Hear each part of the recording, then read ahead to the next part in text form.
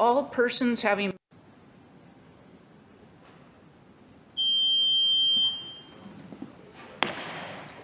The Honorable, the Chief Justice and the Associate Justices of the Supreme Court of the United States. Oyez, oyez, oyez. All persons having business before the Honorable, the Supreme Court of the United States, are admonished to draw near and give their attention, for the court is now sitting. God save the United States and this honorable court.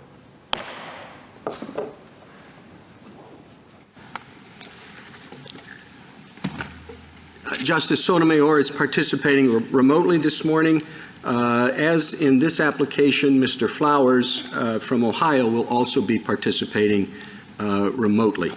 And we will hear argument first this morning in application 21A-244, National Federation of Independent Business versus the Department of Labor, and the consolidated case. Mr. Keller.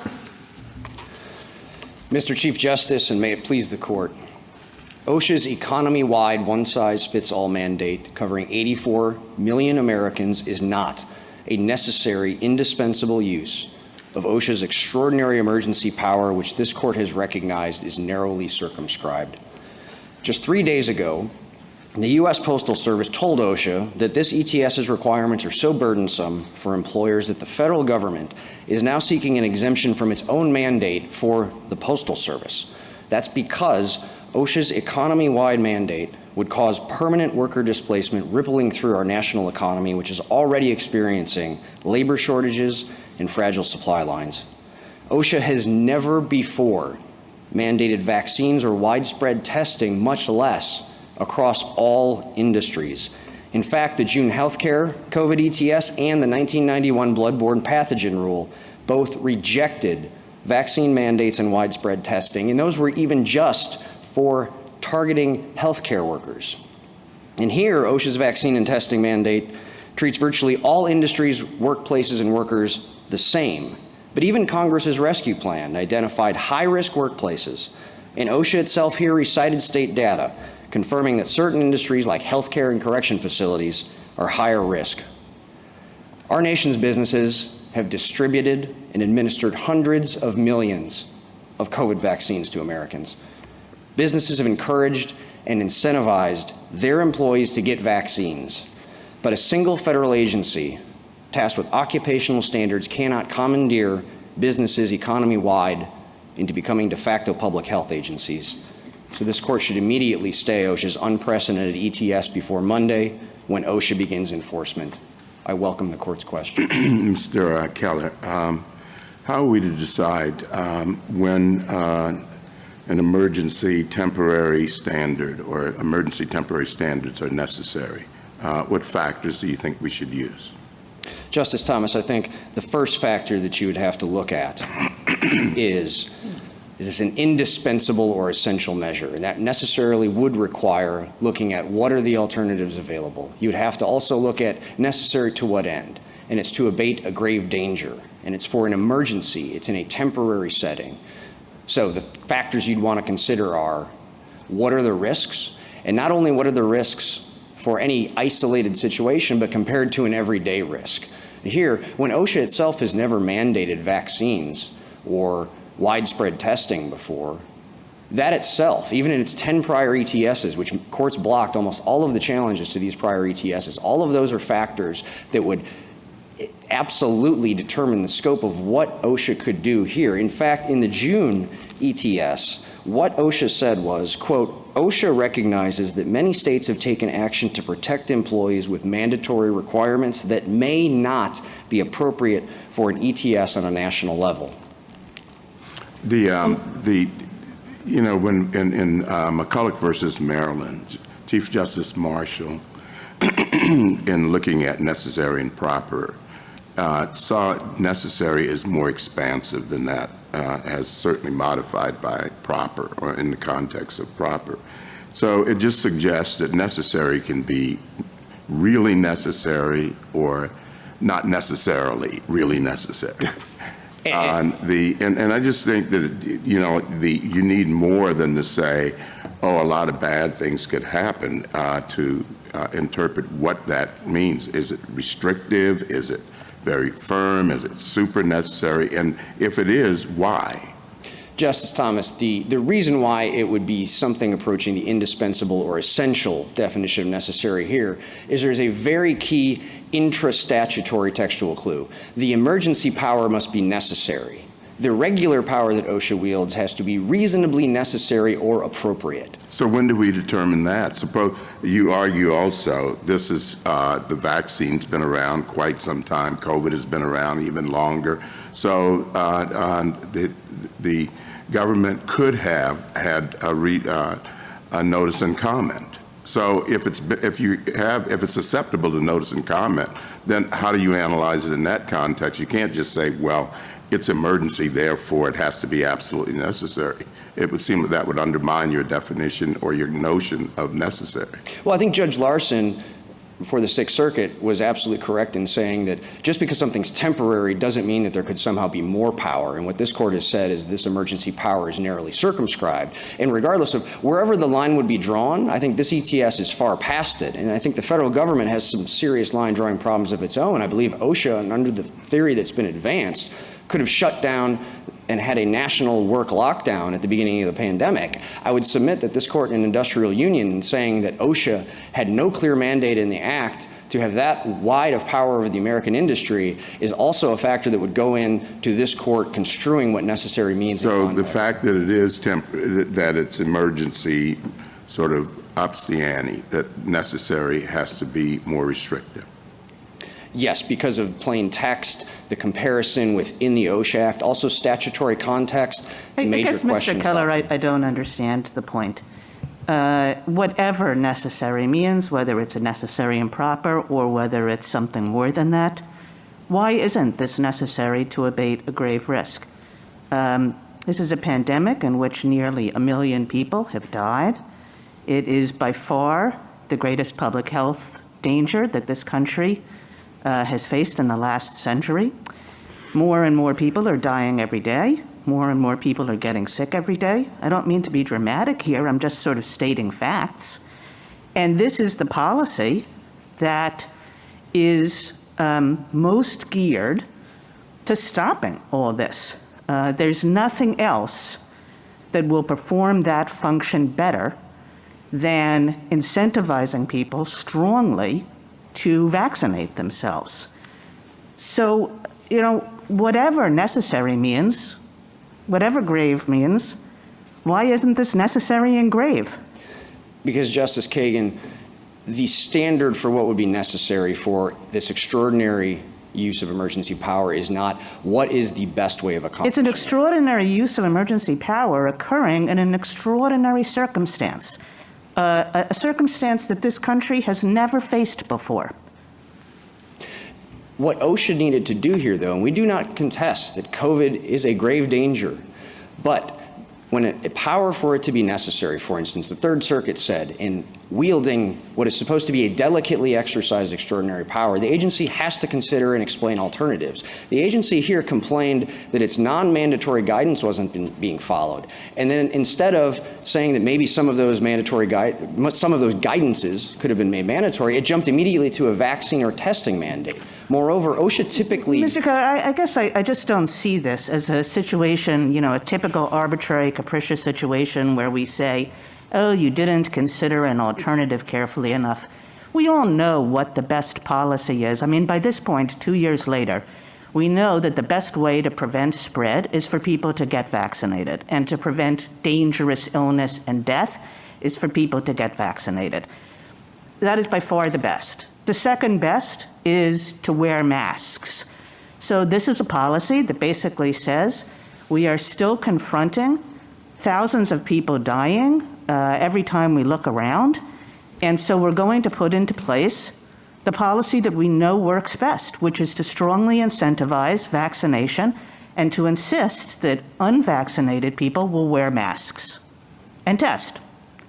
I mean, that's just like, why isn't that necessary? What else should be done?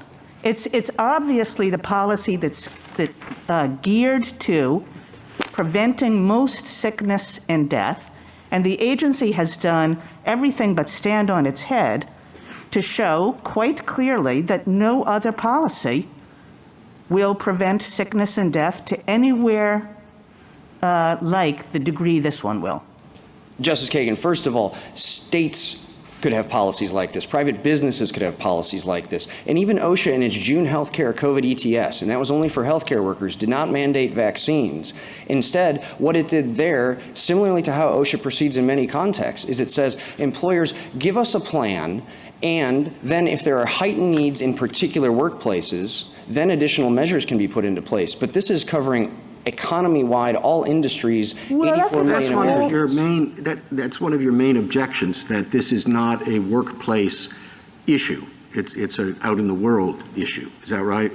That's right, Mr. Chief Justice. Well, how focused on the workplace does something have to be before you will say that OSHA can regulate it? I think, for example, of an assembly line.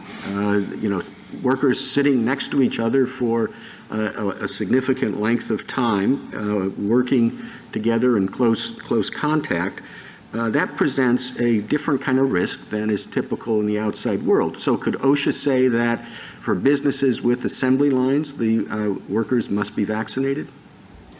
No, not vaccinated. OSHA, though, could potentially, going by industry or workplace by workplace, have measures such as what some of their guidance have suggested, like, potentially barriers. But I think all of this would be... Well, but those are sort of, as Justice Kagan has been discussing, those are sort of, not as good. And why wouldn't OSHA have the authority to do the best approach possible to address what I guess you agree is a special workplace problem? Well, Mr. Chief Justice, I don't think the standard here can be the best, because if it was the best, then that would mean that OSHA could ban all people from coming into the workplace. I think that is a power that Congress, when it created OSHA, So the agency is acting, less aggressively than it might otherwise do, but in an effective way to address the problem.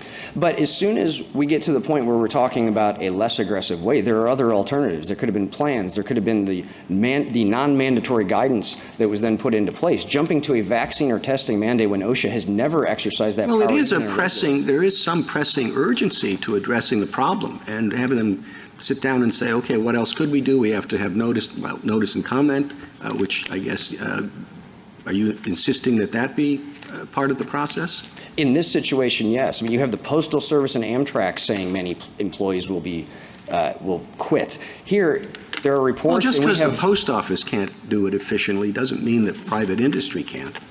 But I think what this shows is workplaces are different. And instead of doing an economy-wide vaccine or testing mandate for all purposes, OSHA needed to at least consider, as it identified, there are certain instances where healthcare workers and otherwise, in those industries where there's a heightened risk, that's where there's a workplace occupational. I want to ask a provisional question. Are you still really asking this court now, today? I mean, I assume you have good arguments in your brief, and so does the government. So I'll assume for the sake of argument that they're both fairly good arguments, okay? Thank you. Right. Now, that's an assumption. Right. But make that assumption with me. Are you still asking us to issue a stay and stop this from taking effect? Like issue a stay today or tomorrow or Sunday or Monday or Tuesday? I mean, the reason I ask that is there are several elements. We have some discretion there. And it was brought up. I mean, there are 750,000 new cases yesterday. New cases, nearly 750, 700 and some odd thousand, okay? That's 10 times as many as when OSHA put this rule in. The hospitals are yesterday, full, almost to the point of the maximum they've ever been in this disease, okay? And you heard references, studies. I mean, they vary, but some of them say that the hospitalization is 90% or maybe 60% or maybe 80%, but a big percent filled up yesterday or the day before with people who were not vaccinated. Okay? So that's what we're talking about now. And think of the stay requirements. It's both the balance of harms, it's also public interest. Can you ask us, or is that what you're doing now, to say it's in the public interest in this situation to stop this vaccination rule with nearly 1 million people? Let me not exaggerate, nearly 750,000 people. New cases every day? I mean, to me, I would find that unbelievable. Justice Breyer, we are asking for a stay before enforcement takes effect Monday. And the reason for that is this is an unprecedented agency action. Yeah, I know you have all good arguments that it isn't good. They have arguments that it is good. Okay, I'm asking you a different question. And the question is, how can it conceivably be in the public interest with 750,000 people yesterday, goodness knows how many today? I don't want to repeat myself, but you have the hospitalization figures growing by factors of 10 times what it was. You have hospitalization at the record, near the record. You understand the thing as well as so I repeat my question. To me, it's unbelievable, but I want to hear what you say. How can it be in the public interest, which is a requirement? How can it be a balance of harms in this case, assuming the arguments aren't off the wall on the government side, and believe me, they're not. Okay, that's what I want to hear the answer to. Justice Breyer, states can act, private businesses have acted on historic levels. This is going to cause a massive economic shift in the country, billions upon billions of non-recoverable costs. Testing also is not frequently available. This is in our appendix at page 374. Among those employers who have attempted to do so, only 28% are able to find adequate providers to ensure that weekly testing is available for the employees. If Congress intended to give an occupational health agency the power to mandate vaccines across the country, it needed to do so clearly. States can do it. Businesses have done it and are able to do it. The question is not what is this country going to do about COVID, it's who gets to decide that. Well, Mr. Keller, maybe it's point, we can go with justice by justice. Justice Thomas, anything further? Justice Gorsuch? I do have a couple of questions, Mr. Keller. First, the government says that the major questions doctrine and federalism canon, for example, don't apply to this court's consideration of this case or any other unless the statute before us is first found to be ambiguous. What's your understanding? Well, 2 points. If you need to even reach the question of whether there's ambiguity, and we think the term necessary is clear in context, it has to mean indispensable or essential, that would be a term where potentially the government in their interpretation would reach ambiguity. But regardless, the major questions doctrine is also in service of avoiding non-delegation concerns. And the non-delegation concerns that this court recognized in Industrial Union and citing I'm sorry to interrupt you, but that wasn't quite my question. I apologize if I didn't make it clear enough. But the government says that we only consult those doctrines, the federalism canon, the major questions doctrine. I think the court understands what they are, but only consults them after finding a statutory ambiguity. Do you disagree? I disagree in that the major questions doctrine is also a doctrine that would avoid non-delegation concerns. So even if there were a clear statutory term, non-delegation concerns in how to interpret that statute would factor in. Regardless, I think the term necessary here, there's plenty of room to implement the major questions doctrine there, in addition to all of the workplace tethered languages in the plain text and statutory context. And then secondly, I would like to understand your argument and your colleague's argument from Ohio, I believe it is, why the court should enter a stay immediately. You asked for immediate relief. Why should the court grant immediate relief? The short version is as soon as businesses have to put out their plans and this takes effect, workers will quit. That itself will be a permanent worker displacement that will ripple through the national economy.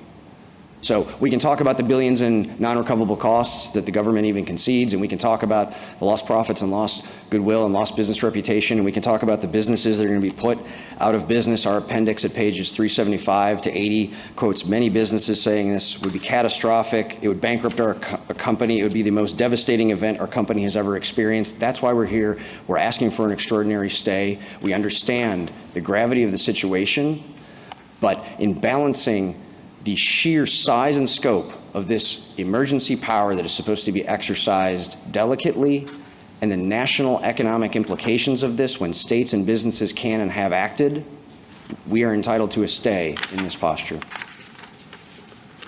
Justice Alito, sorry to have gone out of order. No, fine. Mr. Keller, I just want to make sure I understand what we should focus on here. Is the question whether this ETS is necessary to protect the health of the general public, or is it whether it is necessary to protect just employees, and not even all employees, but only unvaccinated employees, people who have chosen independently not to be vaccinated and do not want to be vaccinated? Is that the proper focus? Correct, the latter, Justice Alito. As OSHA has said, the grave danger here is to the unvaccinated worker who's exposed to COVID. Thank you. Justice Sotomayor.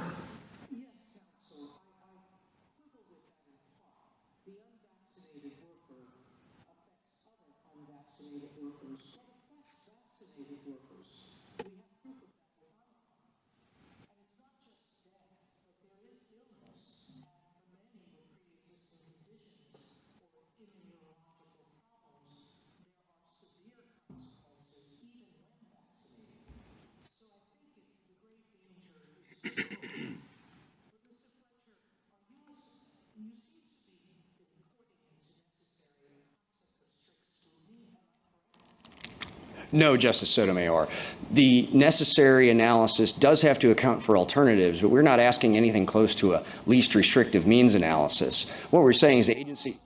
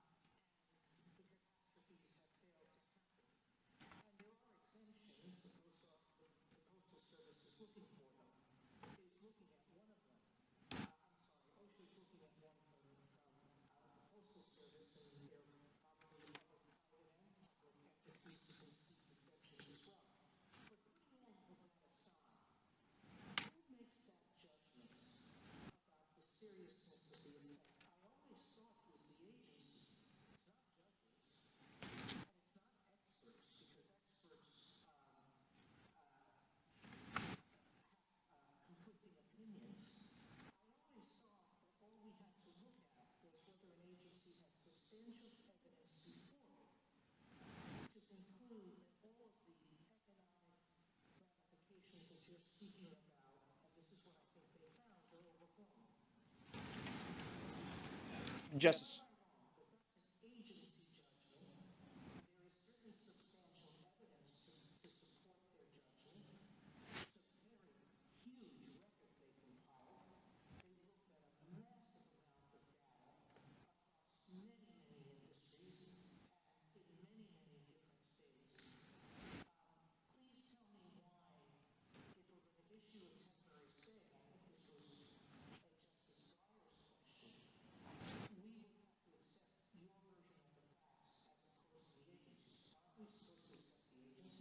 I think even if you accept the agency's facts, there are now, as Your Honor just mentioned, CDC guidance contradicting foundational assumptions of this ETS. That's in our reply brief at page 7, and Your Honor just mentioned that. But regardless, even OSHA has said that 1 to 3% of employees will quit. That is significant. Our declarations in Appendix 308, 316. Counsel, yes, that may be true. But we are now having deaths at an unprecedented amount. Catching COVID keeps people out of the workplace for extraordinary periods of time. And there have been proof in certain industries like the medical industry that when vaccines are mandated, and there's no mandate here for a vaccine, there is a masking mandate, no different than there is when we tell people that if there are sparks flying in the workplace where workers have to wear a mask. So that's no different in my mind than this. So this is not a vaccine mandate.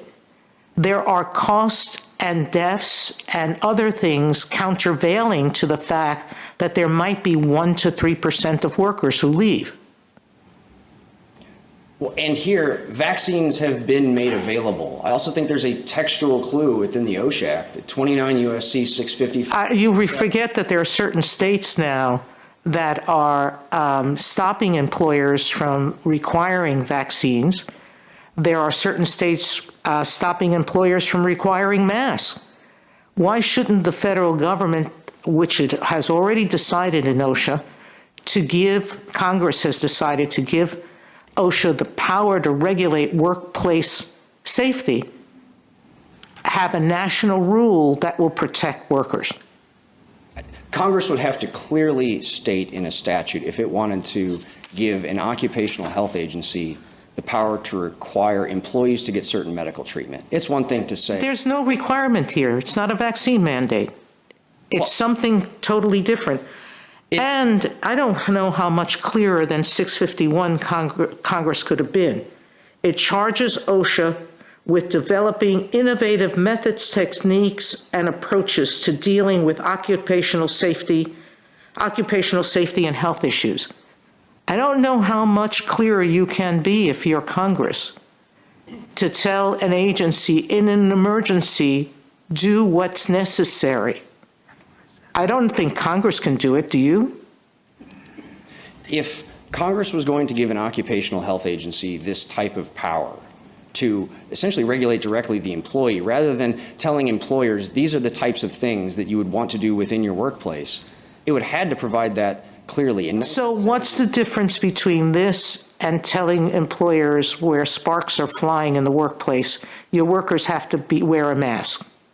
When sparks are flying in the workplace, that's presumably because there's a machine that's unique to that workplace. That is the... Why is the human being not like a machine if it's spewing a virus, bloodborne viruses?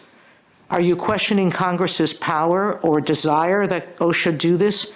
It already in 1991 told OSHA to issue regulations with respect to Hep C and B.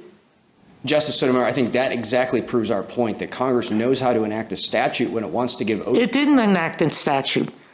OSHA proposed regulations. It didn't act fast enough, and Congress told it to act faster. So it wasn't Congress who proposed it. It wasn't Congress who devised it. Congress gave OSHA the responsibility to do these things, and Congress was saying, get to it. And what Congress said in there was not, you now have statutory authority to regulate all communicable diseases. It was bloodborne pathogens, and even that rule did not mandate vaccines or widespread testing. Justice Kagan? Mr. Keller, your very last comment in your first part of your argument I want to come back to, because your very last sentence you said, the question is who decides? And I think that that's right. I think that that is the question. Respectfully, I think it has a different answer than the one that you give. So I'll just sort of put a different version of it to you, which is, I'm sure you're right that there are all kinds of public health and economic trade-offs that have to be made in a policy like this. All kinds of judgments on the public health side, on the economic side, how those two things ought to be balanced against each other. So who decides? Should it be the agency full of expert policymakers and completely politically accountable through the president? This is not the kind of policy in which there's no political accountability. If people like this policy, they'll go to the polls and vote it that way. If people don't like it, they'll vote that way. This is a politically accountable policy. It also has the virtue of expertise. So on the one hand, the agency with their political leadership can decide, or on the other hand, courts can decide. Courts are not politically accountable. Courts have not been elected. Courts have no epidemiological expertise. Why in the world would courts decide this question? Congress and states and governors wielding emergency power are the ones that have the power, and we acknowledge that, over vaccines. The idea that OSHA would be the agency in the federal government that's not even under the Department of Health and Human Services, that does not have expertise over communicable diseases like the FDA or CDC maybe, that would just be a very odd place for Congress to lodge such a sweeping power over the American people. Well, OSHA has a lot of expertise about workforces and about the dangers that workforces can confront individual employees with. And I'm sure OSHA also talked to other agencies within the federal government to consider public health issues and brought that knowledge to bear as well with its knowledge of how workplaces function. And again, came out with a well-supported policy that has political leadership behind it and all the political accountability that one could wish for. And why is it that courts would displace that judgment and say it is up to us to decide about vaccination policy in the employment settings of this country? Well, first of all, what OSHA did here was not an industry by industry analysis. I mean, the line it drew, for instance, with the 100 more employee lines, they said they were doing that because they thought these larger companies were the ones that had the administrative capacity to do it. It wasn't because they were denser working environments. You could have a company with 100 employees and every single person is working somewhere else. Even the narrow exception that they have, right, even they say that 9% of landscapers and 5% of highway workers are the only ones that would qualify for their exclusively working outside exemption. So even occupations in which you would think someone is almost exclusively working outside, they are still covered by this ETS. It's those types of internally inconsistent positions that aren't taking account of the full problem that could have been explained and should have been explained. Thank you, Mr. Keller. Justice Kavanaugh? I want to follow up on Justice Kagan's who decides question, because I do think that gets to the heart of this. You're relying on the major questions canon in saying that when an agency wants to issue a major rule that resolves a major question, it can't rely on statutory language that is cryptic, vague, oblique, ambiguous. But the critique of that canon and the difficulty in applying it is figuring out when something is major enough. We've applied it 5 or 6 times in the last 40 years, and you know the cases, and they're important, and we'll talk about them, I'm sure, as the argument goes on. But what should we look at to say this one is the kind of rule that rises to the level of the benzene rule or the tobacco rule that we found to be major? What should we look at? So Alabama Realtors just said the sheer size and scope. Size would account for the overall economic impact. This covers 1.8 million establishments. The number of people affected would be another factor. This covers 84 million, or 2/3 of the private workforce. The amount of money, King versus Burwell said billions in cost, and here we have that even conceded by OSHA. The scope also. All of the 10 prior ETSs that OSHA has done, none of them have mandated vaccines. None of them have mandated widespread testing. Only one in June even dealt with COVID. The rest were all workplace toxins, and most of those challenges were most of those challenges were vindicated by the courts. And so the scope of what the agency has done before, in addition to the widespread effects, those would be the factors that you'd analyze. Also, is this a profound and earnest debate over a question of vast political and economic significance? I don't, at this point, believe that the federal government is contesting that this absolutely satisfies that. And one follow-up question. Suppose it is major enough, so accept that position for the sake of this question.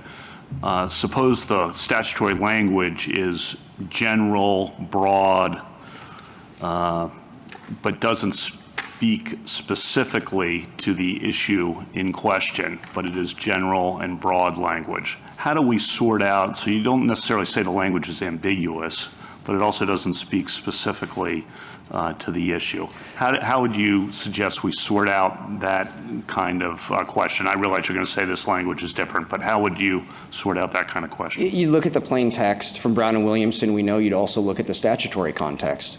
And I also think the statutory context here is incredibly important when you have the distinction between the emergency power and the regular power. This is the dialogue earlier with Justice Thomas about necessary versus reasonably necessary or appropriate. All of those textual clues, where powers have been lodged within the federal government, the fact that this is within the Department of Labor rather than Department of Health and Human Services.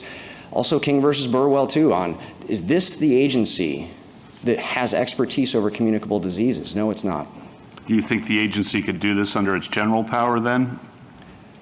No, I do not think that the agency could do an economy-wide vaccine or testing mandate across the entire economy. It has never done that, even through its regular power. It didn't do that in June in an ETS targeting healthcare workers, arguably the most heightened, high-risk workplace. Thank you. Justice Barrett? Mr. Keller, I want to return to the discussion you were having with both the Chief Justice and Justice Kagan earlier about whether the vaccine or test requirement is necessary to address a grave danger in the workplace. I think you would be hard-pressed to contest the Chief's point that there are some workplaces in which the danger to employees is different than that they face out in the world, a meatpacking plant or a healthcare, the dentist. And I think what you're saying, I think this is what you're saying, and I want to be sure that I understand it, that I'm correct. I think what you're saying is that even if there are some industries or some people who would face a great risk, and this might be necessary to address that risk, so in other words, if OSHA had adopted a more targeted rule, you might not be contesting that, or you would not be contesting that the problem here is its scope, and that there's no differentiation between the risk faced by unvaccinated 22-year-olds and unvaccinated 60-year-olds, or industries, you were just talking about landscapers and people who work primarily outdoors, those and workers who work in an inside environment all day long. So is that the distinction that you're making? Like, they're not disputing what Justice Kagan said, that, this is a grave danger and that in some circumstances this rule might be necessary, but just the scope of it makes it different. That's right, Justice Barrett, but I just want to be very clear about this. Wherever that line is, this ETS is so far beyond that line. Congress identified, and even OSHA identified, for instance, certain healthcare scenarios. For instance, if you're treating COVID patients, or you're a scientist in a laboratory handling COVID samples and researching them, of course that's going to be a very different case. But here, what OSHA did was economy-wide. It said... Well, I understand that, and you're saying that that's the problem. You're not contesting that if we were talking about healthcare workers or a meatpacking plant, you're not contesting that OSHA could rely on its emergency power to impose this kind of requirement in that context. That's right. I would still want to know what their explanation was and all the substantial evidence. But yeah, of course, that's a very different case, and I know that's always not a satisfactory answer, but here, this ETS is so far beyond healthcare workers and what Congress identified in the rescue plan as truly high-risk workplaces. Right. So you're saying that when we take the definition of necessary, particularly when contrasted with reasonably necessary in the general grant of authority, that it means something more, and that when we're looking at grave danger, there had to be a more targeted industry-by-industry analysis? Yes. Okay. And a follow-up, would you be here making these same arguments if this were just a masking and testing requirement and not the vaccine portion of it? Yes, I think that mandatory testing is still a mandatory medical procedure. OSHA has never, even in a regular rule, done a blanket widespread testing regime over 84 million Americans. What if it was just masking? I don't think OSHA has the ability to set by emergency rule nationwide COVID policy. The more that we back out of this and the more we say, well, if it's not an emergency rule or if it's targeted to a particular workplace, I think there can be debates about that. But as long as they're trying to set a blanket-wide, economy-wide policy by an emergency rule, OSHA does not have that power. Thank you. Thank you, counsel. Mr. Flowers, I don't quite know where to look, but are you still on the line? I am, Mr. Chief Justice. Thank you. You may proceed. Mr. Chief Justice, and may it please the court, OSHA typically identifies a workplace danger and then regulates it. But here, the president decided to regulate a danger and then told OSHA to find a work-related basis for doing so. This resulted in the vaccine mandate, a blunderbuss rule nationwide in scope that requires the same thing of all covered employers, regardless of the other steps they've taken to protect employees, regardless of the nature of their workplaces, regardless of their employees' risk factors, and regardless of local conditions, state and local officials are far better positioned to understand and accommodate. So sweeping a rule is not necessary to protect employees from a grave danger as the emergency provision requires. And I want to be clear, the states share OSHA's desire to bring this pandemic to a close, but the agency cannot pursue that laudable goal unlawfully. I welcome your questions. So you're saying, Mr. Flowers, that the first step in OSHA's regulation is to identify the workforce the problem in that workforce and then regulate that? That is typically how OSHA proceeds. I don't know that there's a requirement that says they must do that, but I think part of the problems we're seeing with this rule is it's not truly intended to regulate a workplace danger. It's a danger that we all face simply as a matter of waking up in the morning. I'm sorry to interrupt you, but the other part of my question is, can a danger be so acute in the society that it is brought into the workforce and could hence be regulated by its mere presence there and by the fact that it is so acute? I think what they need, let me answer this in two steps. I can first define what we mean by work-related danger and then talk about how that applies here. And I think that'll get to your question. So in terms of what we mean by work-related danger, I think one way to think about that is, has the employer done or failed to do something that creates a risk the employee faces? And then the problem with applying that here is if you look at their own explanation for what the risk is, this is at 61,411 of the Federal Register. They say the reason there's a risk in every workplace is you come into contact with people at the workplace. When you define the risk that broadly, that is not something that's arising out of the workplace. That's a risk we face when we wake up, when we're with our families, when we stop to get coffee on the way to work, at work, when we go to lunch, and in the evening if we go to a sporting event or a concert. So this kind of goes to Justice Barrett's question, I believe, that if they were to focus on a risk arising out of a particular aspect of the workplace that creates a risk of a different nature, like being packed closely together in a meat packing plant, that could fairly be described as a work-related danger. Mr. Flowers, sorry to interrupt. Do you know of any workplaces that have not fundamentally transformed themselves in the last 2 years? I mean, maybe like landscapers, they work outside. But, I mean, this idea that there are only a few select workplaces that are affected by COVID, I would have thought every workplace has been affected by COVID. Every workplace sent their workers home. Every workplace had to make adjustments to the way they do their business. I'm trying to figure out why this is a blunderbuss approach when everybody knows from living their normal lives that every workplace has been affected by this, save for, a few here and there. So the way I would answer that is to say just about every workplace has been affected, but that doesn't mean the work is arising from the workplace. To take another example, if we look at terrorism, there's some risk of terrorism that we face when we wake up in the morning. We face it at home, in public, and at work. And we adjusted to that after 9/11. If you see something, say something, ideas like that. Now, the fact that you face that risk when you go to work doesn't make it a workplace risk.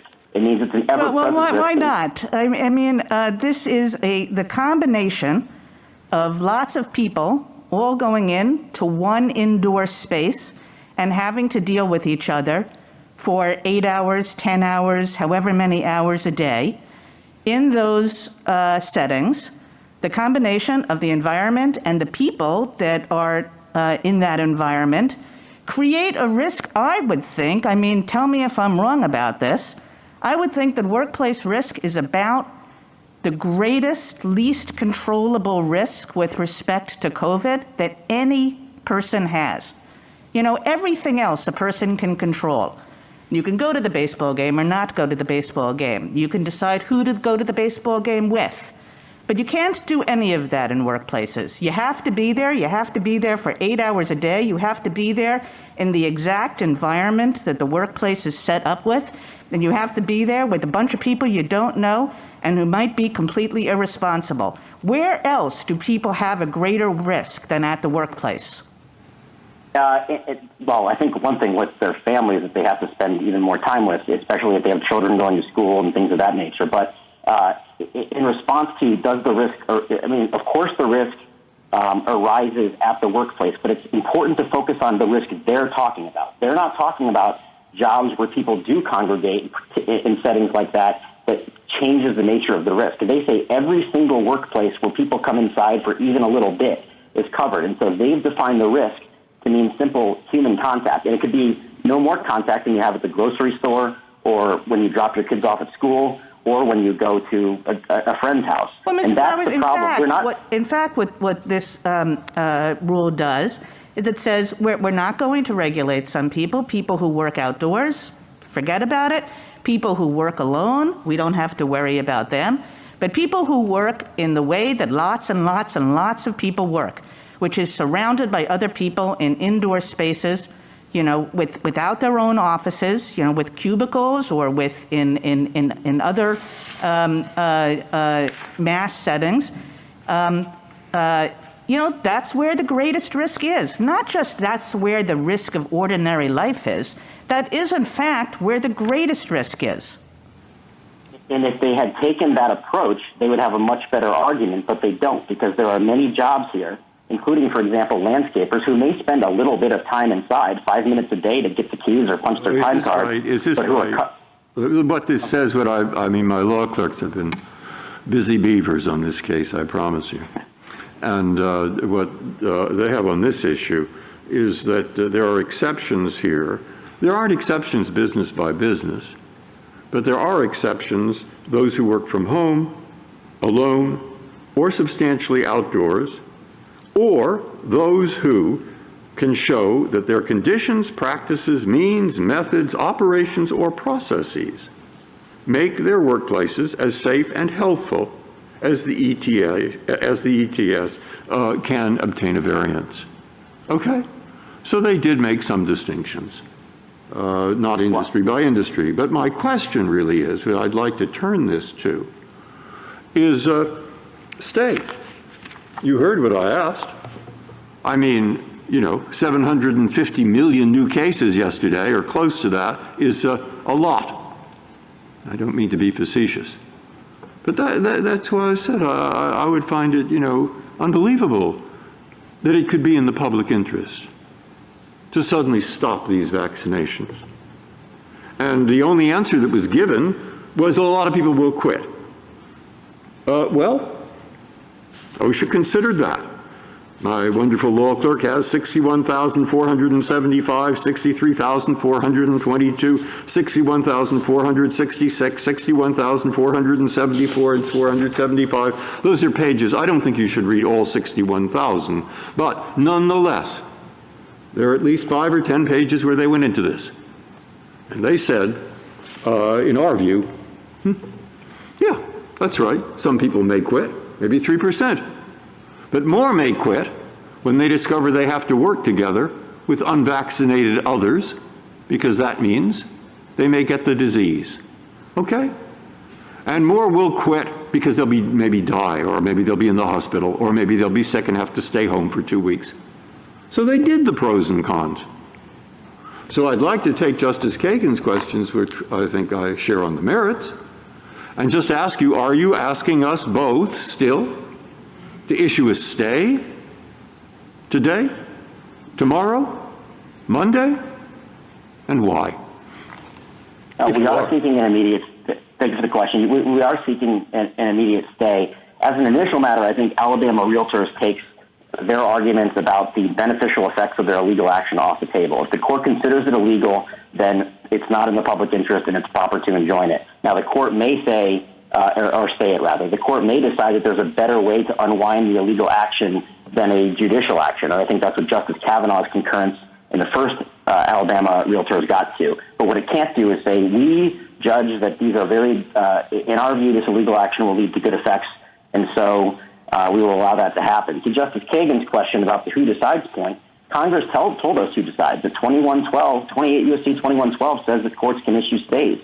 And the reason for that is they recognize that this was without notice and comment, and unless the courts could step in to abate illegal actions, nobody would be able to do so. And that's especially important here, where the action they're, in our view, mandating, but at least strongly encouraging vaccination cannot be undone. Finally, the other point in the public interest is that one awkwardness of this situation is that the ETS is focused on what was really a different pandemic. It's all about the Delta variant. Now we are on to Omicron. And as my presence here as a triple vaccinated individual by phone suggests, and as Justice Sotomayor suggested, and as the amicus brief from the American Commitment Foundation shows, vaccines do not appear to be very effective in stopping the spread or transmission. They are very effective in stopping severe consequences, and that's why our states strongly urge people to get them. But I think that makes it very hard to look at the numbers they give and assume that they still apply today. Counsel, those numbers show that Omicron is as deadly and causes as much serious disease in the unvaccinated as Delta did. The numbers, look at the hospitalization rates that are going on. We have more affected people in the country today than we had a year ago in January. We have hospitals that are almost at full capacity with people severely ill on ventilators. We have over 100,000 children, which we've never had before, in serious condition, and many on ventilators. So saying it's a different variant just underscores the fact that without some workplace rules with respect to vaccines or encouraging vaccines, because this is not a vaccine mandate, and requiring masking and requiring isolation of people who have tested for COVID. Because none of you have addressed that part of the ETS is to say something that should be self-evident to the world, but is not, which is, if you're sick, you can't come into work. The workplace can't let you into the workplace, and you shouldn't go on unmasked. Tell me what's irrational about rules of that nature when it is the workplace that puts you into contact with people that will put you at risk. I don't know that we've argued that the requirement is irrational, and indeed, there may be many states subject to their own state laws that could impose this themselves, or private businesses. So we're not making... So if it's within the police power to protect the health and welfare of workers, you seem to be saying the states can do it, but you're saying the federal government can't, even though it's facing the same crisis in interstate commerce that states are facing within their own borders. I am not sure I understand the distinction why the states would have the power, but the federal government wouldn't. The federal government has no police power. It does have power with respect to protecting the health and safety of workers.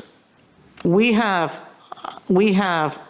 accept the constitutionality of OSHA. Yes, I think you'd be asking if they had a police power to protect public health. No, they have a police power to protect workers. I would not call it a police power. I think their Commerce Clause power allows them to address health. Sorry, is there a question? It allows them to address health in the context of the workplace. Exactly. It's a good time to move to our sequential questioning. Justice Thomas? Mr. Flowers, there's been some suggestion, or at least it seems to be implied, that the vaccinations are efficacious in preventing some degree of infection to others. Could you talk about that, particularly as I remember in the filings, that the that the younger workers, the 20-year-olds, who are unvaccinated are actually safer than the older workers who are vaccinated. So there are obviously some differences. Would you just talk about how efficacious the vaccine is in the workplace? So first I want to be very clear. We are strong promoters of vaccination because they do stop serious illness. In terms of stopping infection and transmission, at least with the current variant, it appears, as the numbers suggest, to be far less effective. And then in terms of the comparison you were asking about, I think it's hard to define what's a grave danger in the abstract. What we can at least mandate, or at least demand from the agency, is internal consistency. And if you look at their own data, the CDC data from the last week of October, unvaccinated individuals 18 to 29 were as likely to die as vaccinated 50 to 64-year-olds, and 5 times less likely to die than vaccinated 65 and up.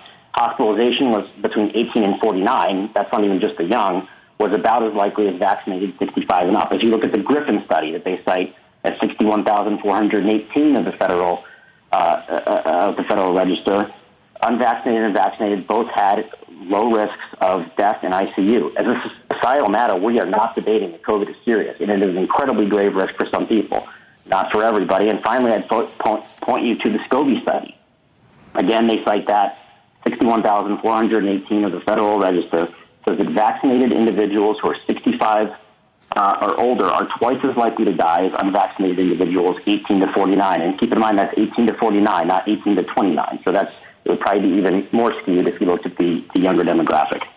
Would the state of Ohio have I'm not saying this would be an approach you would take, but you had earlier a discussion about whether or not the federal government had police powers in the workforce.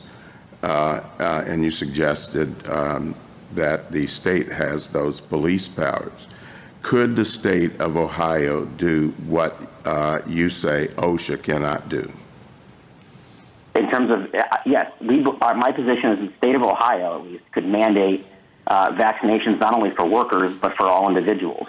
Now, I think that's an important point to stress, is we're talking here as though OSHA is the only entity that can regulate this, an agency that no one thought had anything to do with the pandemic until months, if not years into it. But we have the states and we have private businesses, and they're not sitting on their hands. And individuals are doing things to try and bring this pandemic to a close, or at least learn to live with it. Indeed, this court, without any requirement from OSHA, has found ways to safely conduct business. I think my point is rather that there seems to be a suggestion that this is all or nothing, that the other governmental bodies do not have police powers to regulate certain activities. And you've answered my question. Thank you. Justice Breyer? A quick question. I'm just curious. I was searching for an example. Universal risk inside and outside the workplace, including the workplace. Can OSHA regulate it? Can OSHA regulate fire risks? Yes, we don't draw the distinction between... If they can regulate fire risks, then why can't they regulate this risk?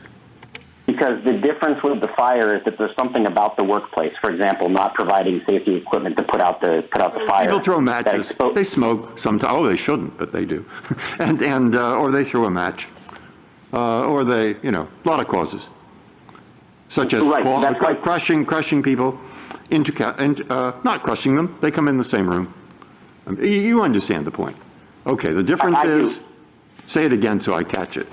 Sure, I want to be very clear about this. We accept the line that's been drawn forever in forging industries, that simply the fact that a risk exists outside the workplace doesn't mean you can't address it when it's inside the workplace.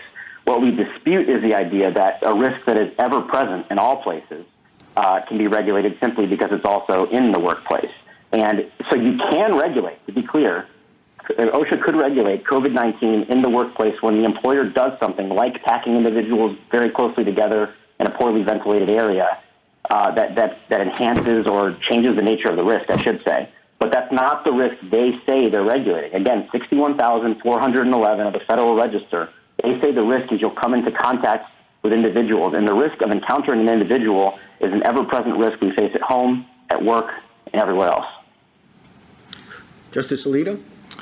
I want to come back to the question I asked Mr. Keller.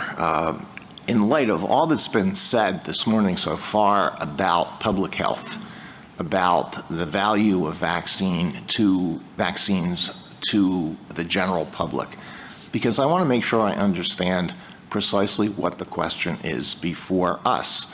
And what I took from Mr. Keller's answer, which seems to be right, is that the question is whether there is a grave danger for unvaccinated workers, period.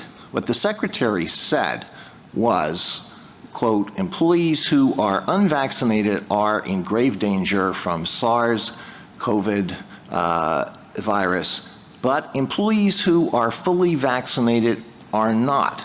So if this is to be sustained, it has to be on the ground that it presents a grave danger to unvaccinated workers who have chosen to be unvaccinated. That's my understanding of the issue, but maybe I haven't understood it correctly. Is that your understanding? And I'll ask the Solicitor General the same question, or at least I hope she will address it. That is my understanding, and I don't see how there could be another understanding, because the emergency provision specifically says that such emergency standard, meaning the precise one they issue, must be necessary to protect employees from the danger at issue. So the broad societal effects are not at issue.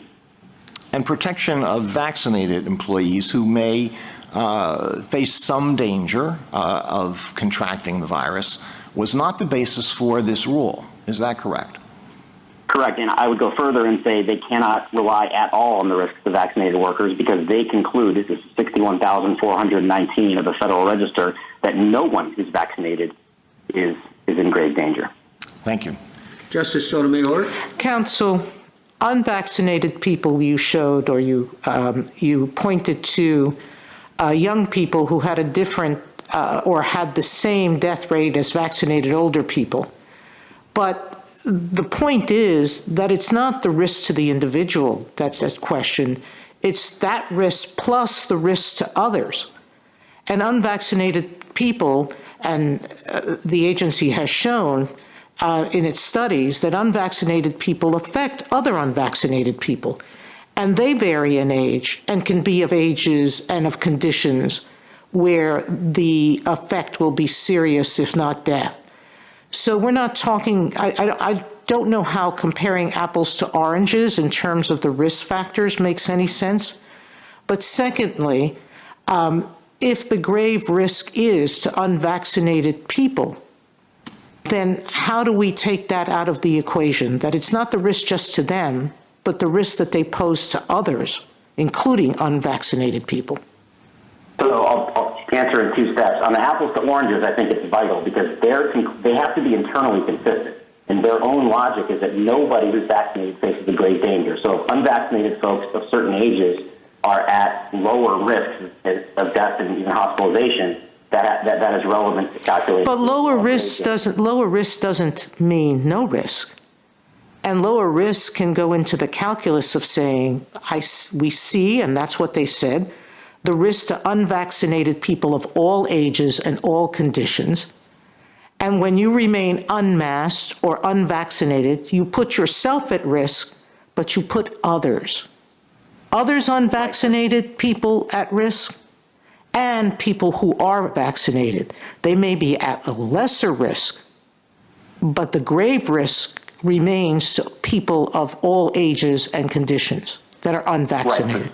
But the problem is they've defined numerical probabilities that are equal to be grave in one case and not grave in the other, and that is the definition of irrational. In terms of spread, their own ETS says that it's unclear the degree to which vaccinations reduce transmission. They appear to have a positive effect, and they appear, at least with Delta and previous variants, to stop contracting it in the first place. So again, if you look at the American Commitment Foundation brief, it's highly doubtful that the numbers are going to be comparable when it comes to the Omicron variant. Justice Kagan? Mr. Flowers, just continuing on that, if I understand your answers to Justice Thomas and to Justice Sotomayor, you basically said a couple of things. You said, well, we understand that 18 to 29-year-olds, even though they're not going to die or wind up with very serious injuries, that they can spread. You don't doubt that those people spread to other people who might be more vulnerable. You don't doubt that, right? That's right, but the problem. Okay, I'm sorry to cut you off, but I just wanted to state that as like the premise. And then the question is, well, you said, well, the agency itself says that the danger is to other unvaccinated people, older people, immunocompromised people, whatever. And you seem to be saying that because it's to other unvaccinated people, they assumed the risk and the agency's power runs out. Is that what you're saying? Because I don't know about that kind of doctrine in the OSHA Act or any place else in administrative law, that because you can say that, somebody would prefer not to be regulated, the agency loses its power. That's not quite the point we're making. It goes to 2 points. The first is necessity. So if everyone who's vaccinated is not in grave danger, then a narrower solution is if they think they have the power to vaccinate, to require the people in grave danger to be vaccinated, and they are removed from the grave danger, and the other individuals are not affected. I think that's the key point there. Okay, thank you. Justice Gorsuch? Mr. Flowers, I'd like to return to the question of who decides. I think we've all kind of come to the point where we all agree that states have a wide police power under our constitutional system, but Congress has to regulate consistent with the Commerce Clause and make the major decisions, while agencies can do the work that Congress has given them to do, but not other kinds of work. And the major questions doctrine kind of regulates that interaction between Congress and agencies. So it's not that judges are supposed to decide some question of public health. It's about regulating the rules of the system to ensure that the appropriate party does. And so the question, in my mind, really turns a lot on the major questions doctrine in this case. Is this one that has been given to the agencies to decide, or one that Congress has to make as a major question under our federal system? And I haven't heard a lot of discussion about that. The Solicitor General says that the major questions issue only comes into play when a statute's ambiguous. And I'd like to give you an opportunity to explain your view.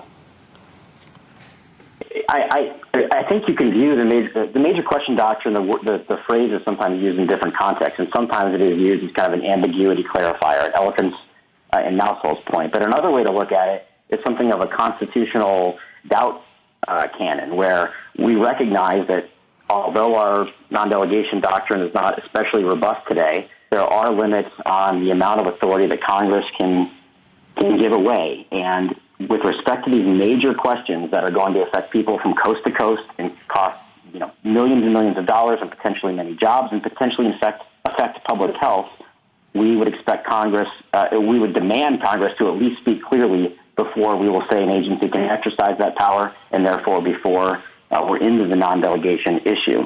I do want to stress a non-delegation. I mean, if they're right about work-related danger, because I understand their rule, it's any danger you could possibly face at work. A grave danger is any danger that could even conceivably result in death.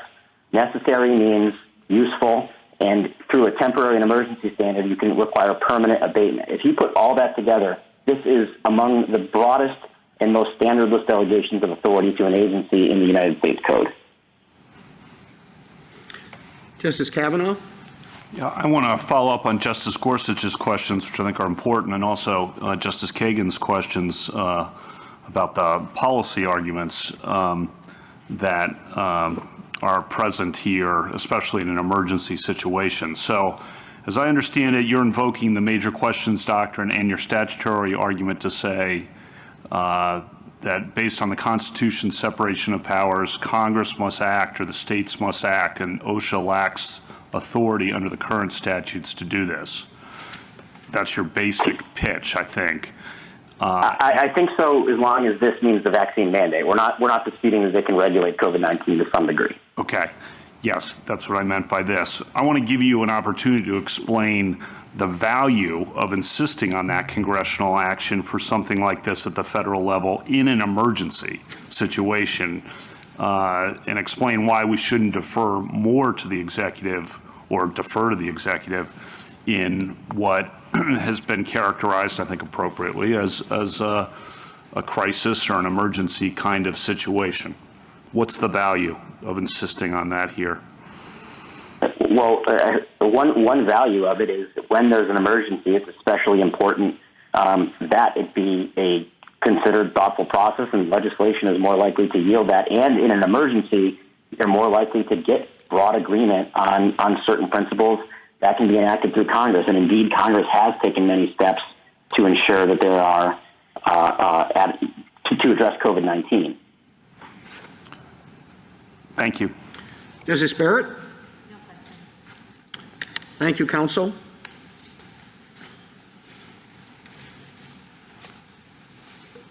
General Prelogger? And may it please the court. COVID-19 is the deadliest pandemic in American history, and it poses a particularly acute workplace danger. Workers are getting sick and dying every day because of their exposure to the virus at work. OSHA amassed substantial evidence of widespread workplace outbreaks across all industries. It studied the science of how this virus is transmitted and found that workers are exposed to danger when they're inside together for as little as 15 minutes. And OSHA considered the extensive evidence that unvaccinated employees are at heightened risk of contracting the virus, of transmitting it to others and infecting their coworkers, and of suffering the gravest consequences, hospitalization, and even death. To protect against that grave danger, the standard requires employers to adopt a policy that unvaccinated employees either get vaccinated or mask and test. Those are commonplace and highly effective measures that OSHA determined were essential to stopping the spread of this dangerous disease at work. The applicants try to portray this standard as unprecedented, but this lies in the heartland of OSHA's regulatory authority. Congress charged the agency with setting nationwide standards to protect the health and safety of employees throughout the nation, and Congress specifically appropriated money to OSHA to address COVID-19 in the workplace. Nothing in the statute or the agency's regulatory history bars the use of these measures. Just the opposite. Section 669A5 of the OSHA Act specifically contemplates that immunization requirements can be imposed under the Act, and OSHA has previously protected workers with measures like masking, testing, and encouraging vaccination. OSHA had statutory authority to rely on those measures here, which it found would save 6,500 lives and prevent 250,000 hospitalizations in just 6 months. As the preamble to the standard explains, exposure to COVID-19 on the job is the biggest threat to workers in OSHA's history. The court should reject the argument that the agency is powerless to address that grave danger. I welcome the court's questions. General, what's the problem you're getting at? Is it the employer not providing, making sure that employees are vaccinated or masked, or is it the employees who decline to be vaccinated or masked? Well, it's the grave danger to exposure to COVID-19 at work, Justice Thomas. Who refuses to do that? Ultimately, what the agency is doing with these standards is requiring that either through a vaccination requirement or through a masking and testing policy, that unvaccinated workers who stand the highest chance of contracting the virus at work, of infecting others at work, and then ultimately if they get if they catch COVID at work, of then suffering death possibly or even hospitalization, are protected in all of those circumstances. So I think what this standard does is it regulates employers by requiring them to adopt a policy that will directly target that grave danger. I understand that, but who is declining to do that? Is it the employer or the employee? I think it can be both. There are many employers around the country that have voluntarily imposed these kinds of requirements with their workers in recognition that vaccination is the single most effective way to protect workers in the workplace, or that have used masking and testing requirements to the same end. So many employers are doing it, but part of OSHA's function and what Congress charged the agency with doing is to look at those kinds of best practices and impose them through standards to ensure that workers, no matter what specific controls their employers have in place, are maximally protected. One last question. I think you put quite a bit of weight on the acute crisis that we're in. But would your argument be the same for any infectious disease that is taken into the workplace? No, I think that with respect to other infectious diseases, it would be necessary for OSHA to develop the record to demonstrate that the requisite risk level that the statute requires is satisfied. It's not that you would do it, but could you do it? If there were, in fact, a grave danger to employees posed by another infectious disease, then yes, we think that Congress clearly contemplated that OSHA is obligated and charged with the responsibility. Has OSHA ever done that? OSHA has enacted any number of standards that address those kinds of threats. For example, the bloodborne pathogen standard that we have pointed to before was intended to protect employees from the risk of viruses that they can contract through bloodborne transmission. So is that in the general workplace or just in healthcare? That standard applied anywhere where employees can predictably encounter bloodborne pathogens. So it wasn't just the healthcare context. It can apply to flight attendants. It can apply to janitors. It was a standard that directly targeted the exposure wherever it exists, just like this one does. Thank you. General, you said just a short while ago that this presented, COVID presented a grave danger to people in the workplace. In a few minutes, we'll hear an argument in the CMS case, and it will be that it presents a grave danger into Medicare and Medicaid facilities. Not here, but in the lower courts, the federal contractor mandate, the argument's going to be it's a grave danger to federal contractors. Could you give me examples of some federal agencies where you would be willing to say COVID is not a grave danger in that context?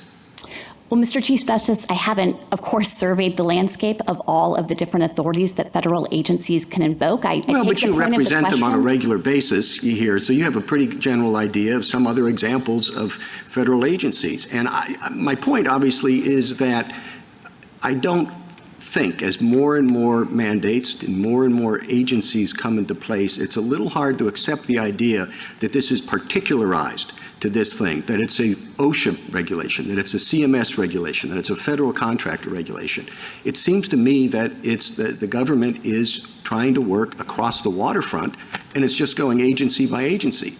I mean, this has been referred to, the approach, as a workaround, and I'm wondering what it is you're trying to work around.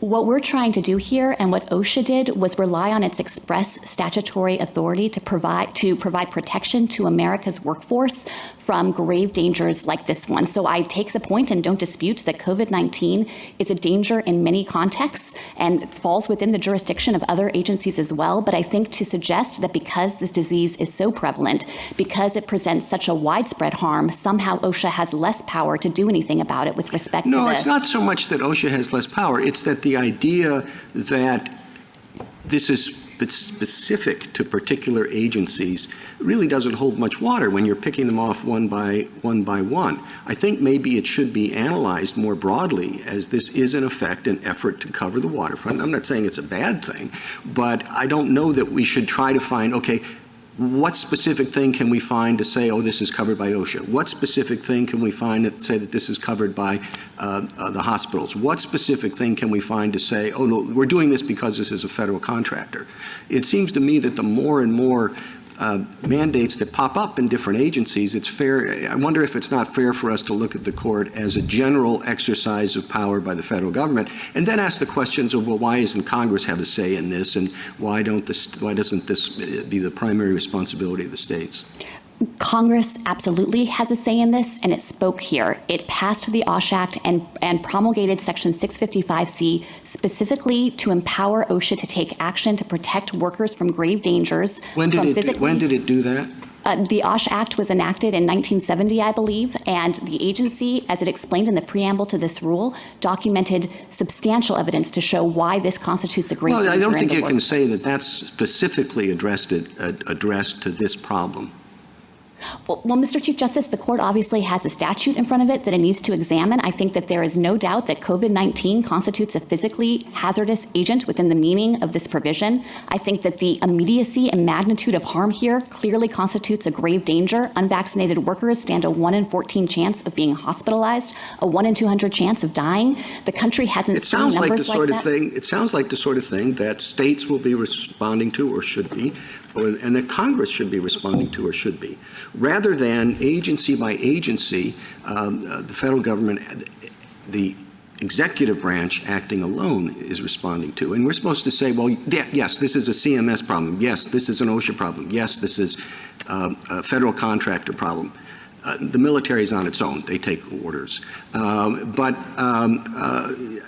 Again, I guess I'm just repeating myself. It seems to me that we should be looking at it as an across-the-board issue, as opposed to, let's see what OSHA looks like. Let's see what CMS looks like.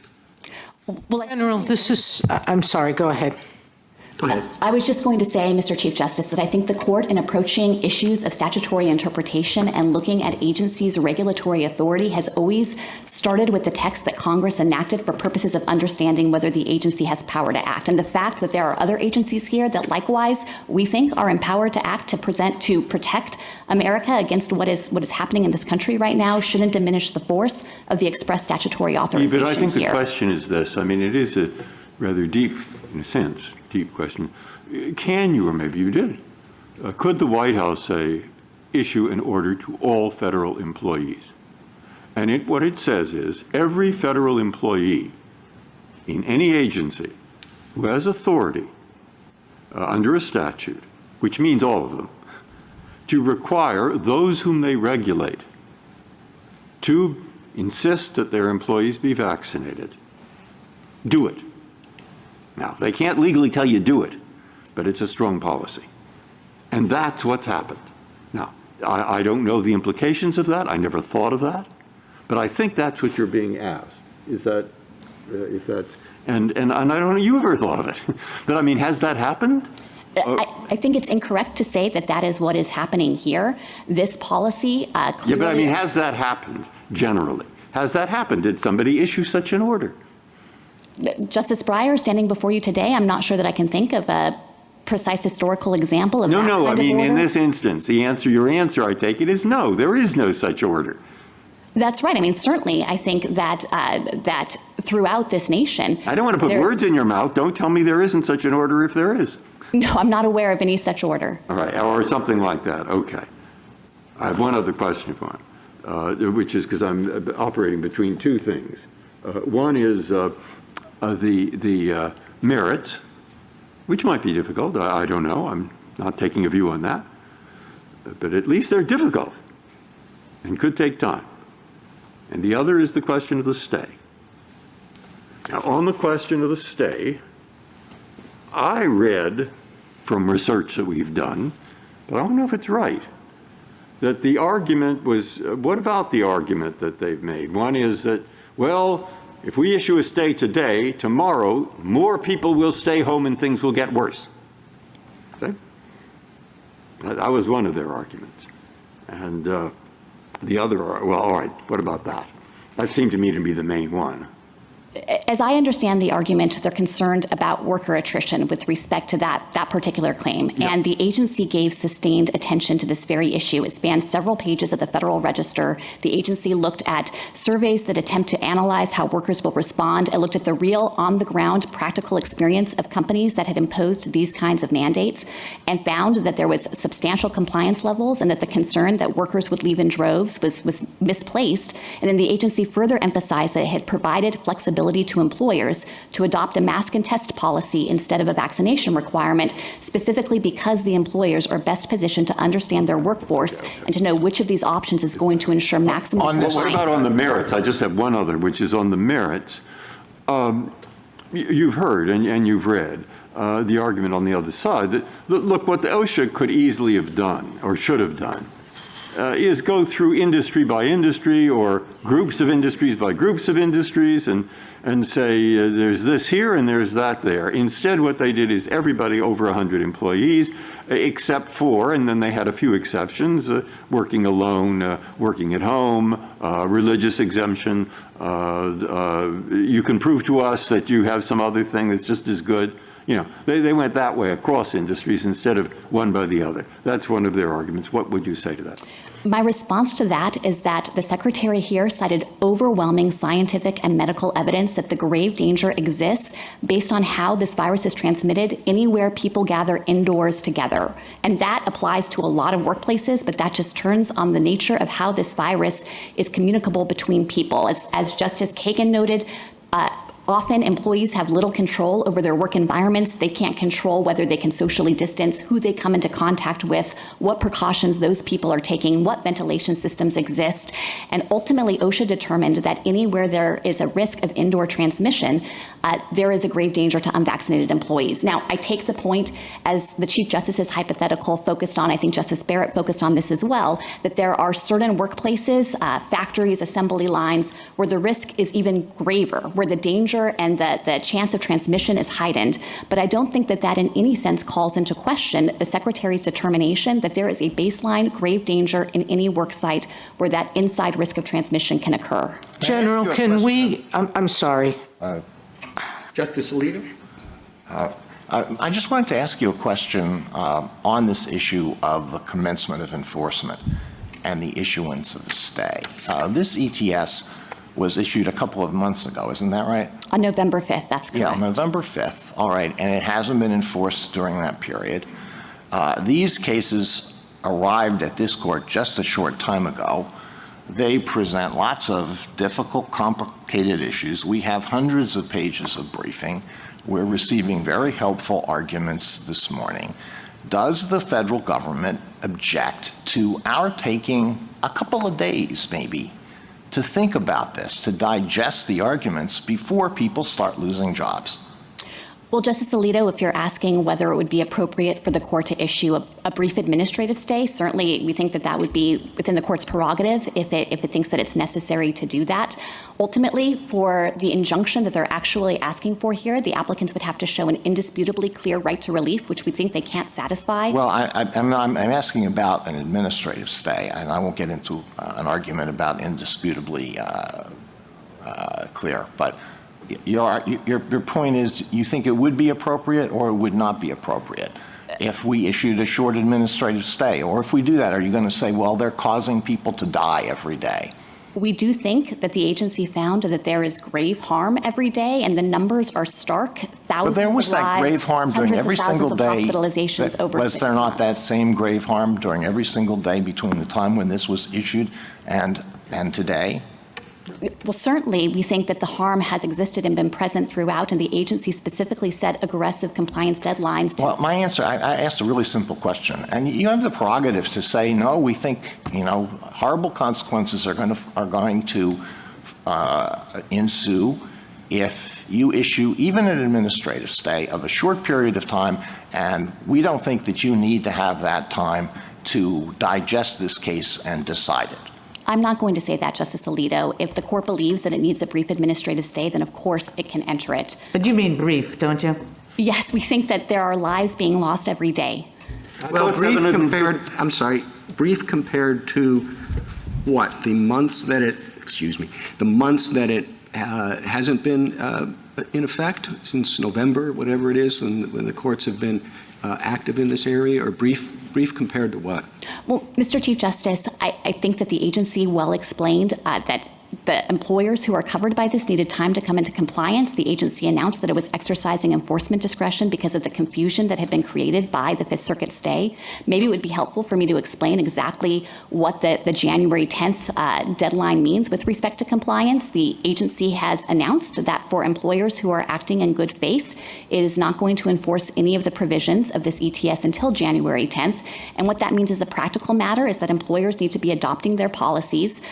They need to be ascertaining the vaccination status of their employees, and as of January 10th, they need to be requiring masking for any employees who remain unvaccinated. So it's not as though immediately employees are going to be quitting their jobs or leaving in response with the worst predictions.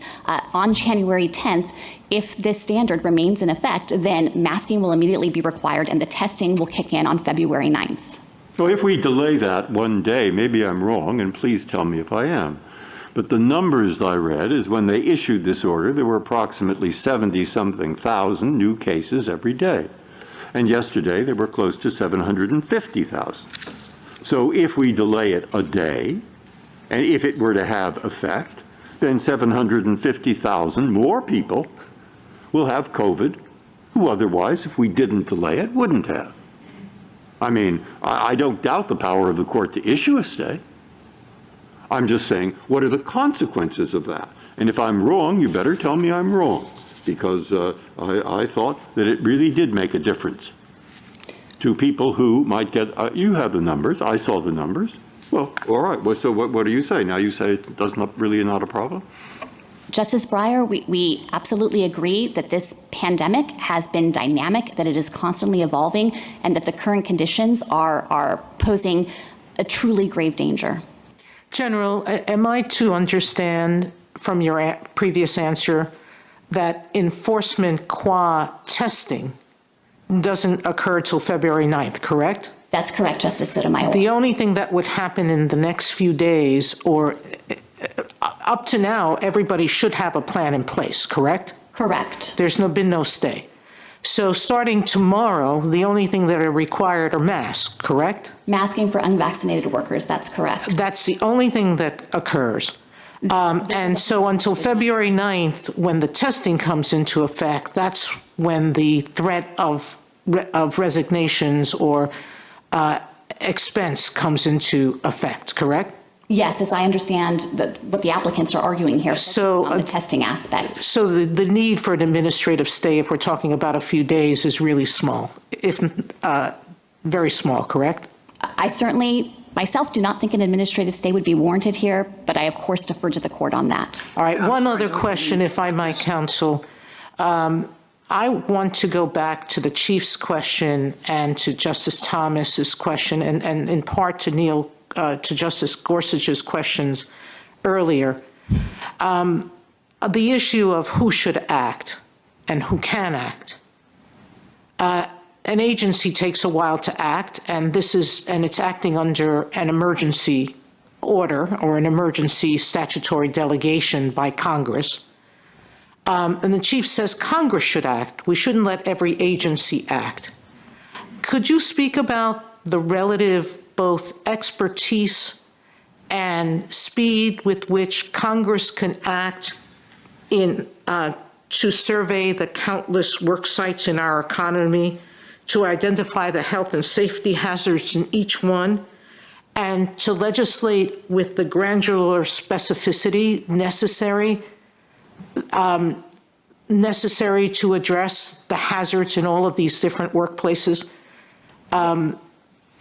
I understood the fact that in an emergency we should not violate the Constitution, but I'm not quite sure what regulation of safe and healthy, what provision of the Constitution it violates. But I want you to get to the general question some of my colleagues have raised.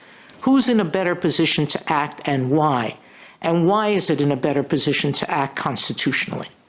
Yes, of course, Justice Sotomayor.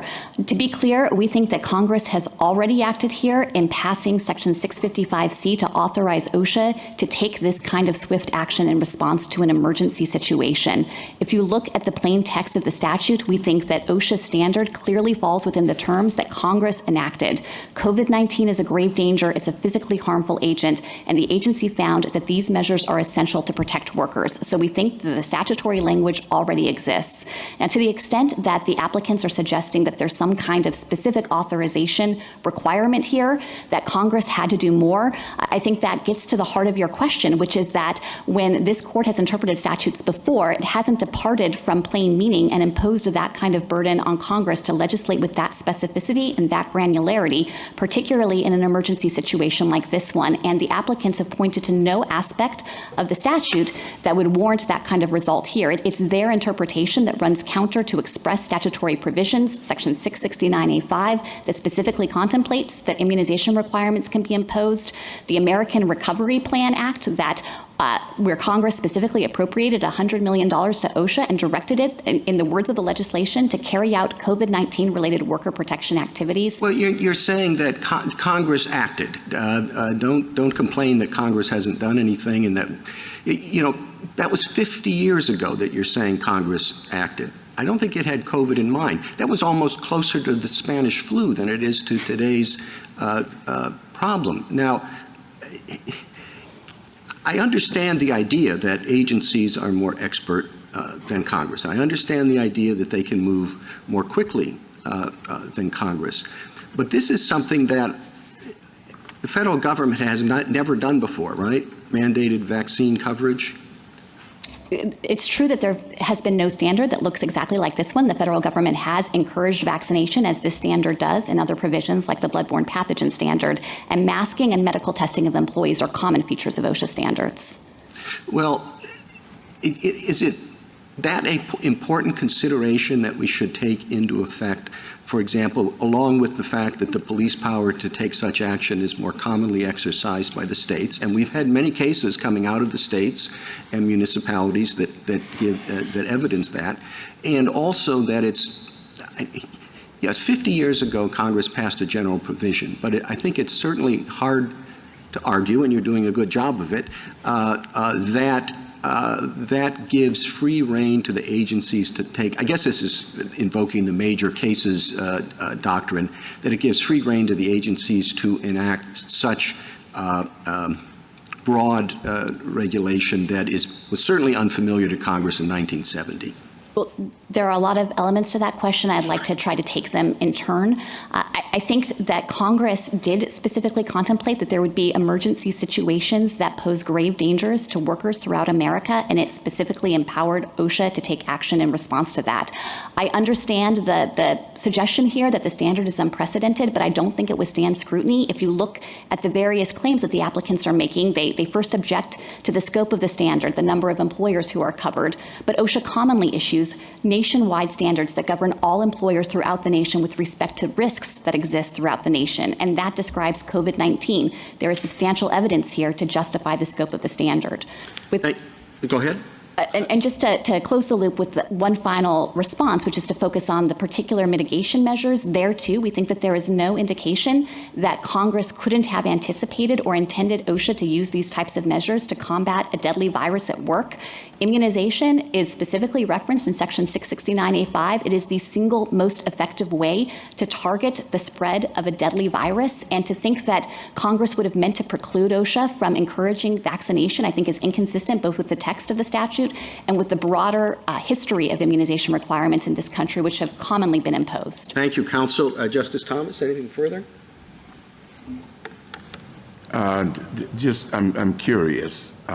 This probably doesn't go to the dispositions matter, but is a vaccine the only way to treat COVID?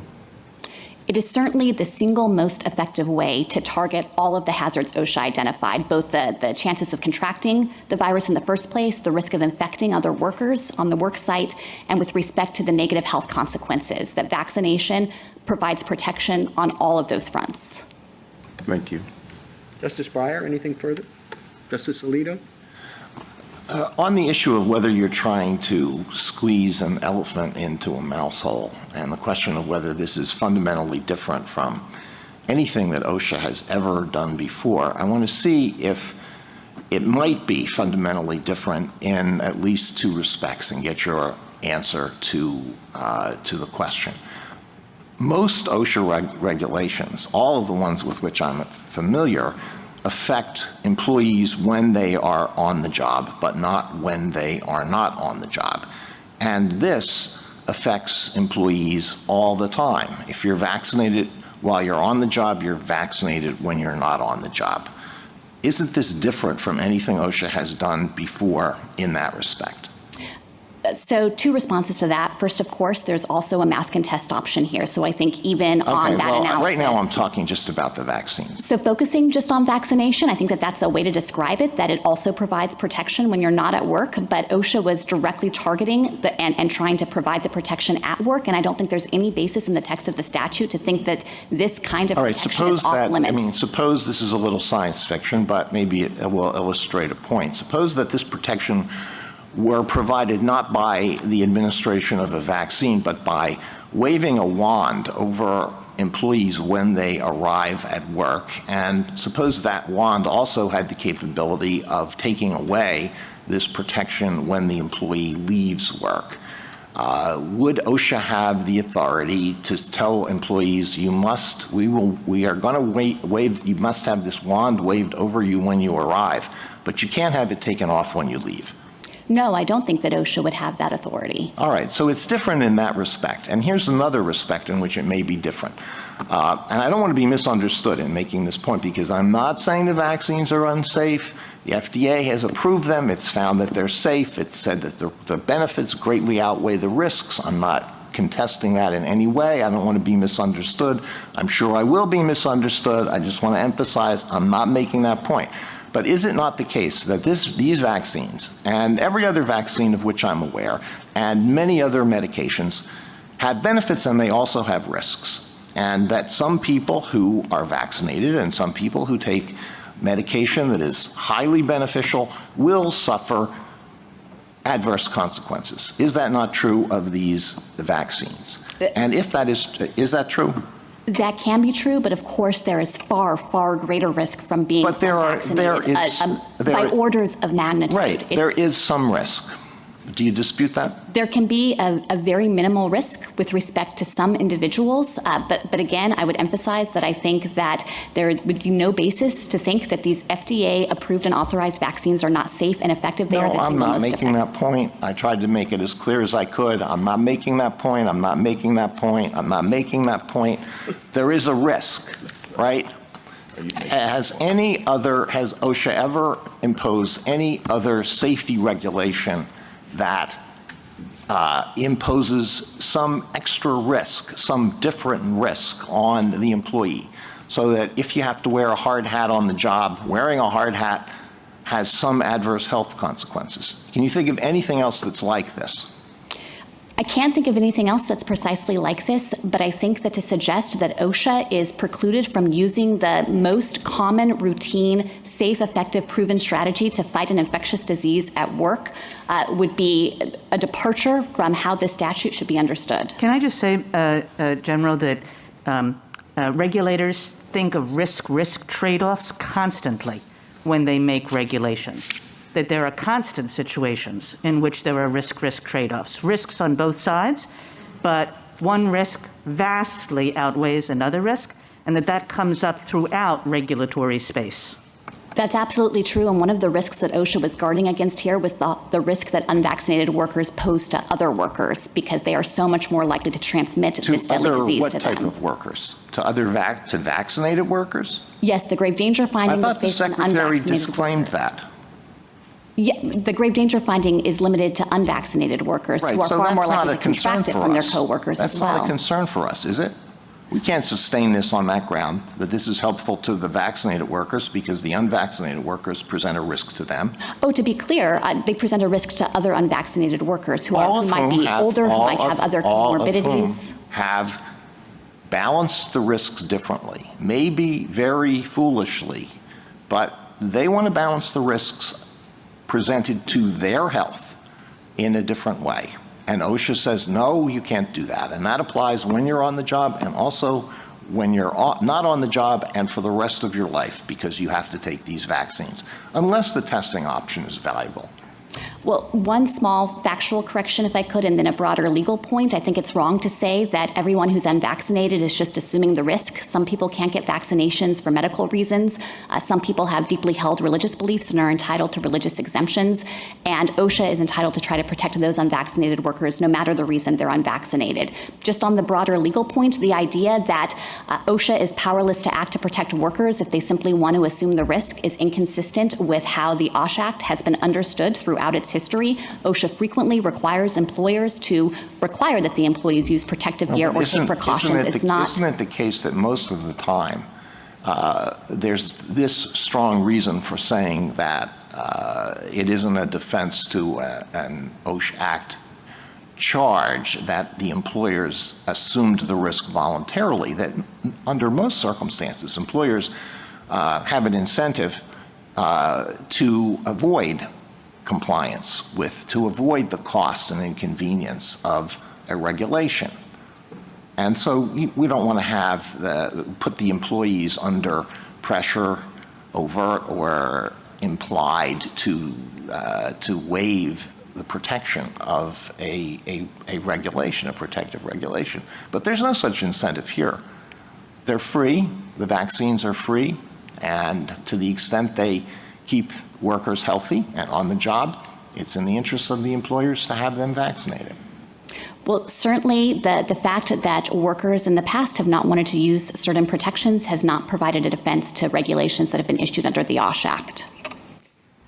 Counsel, if I might just go back to Justice Alito's question, there's no vaccine mandate here, correct?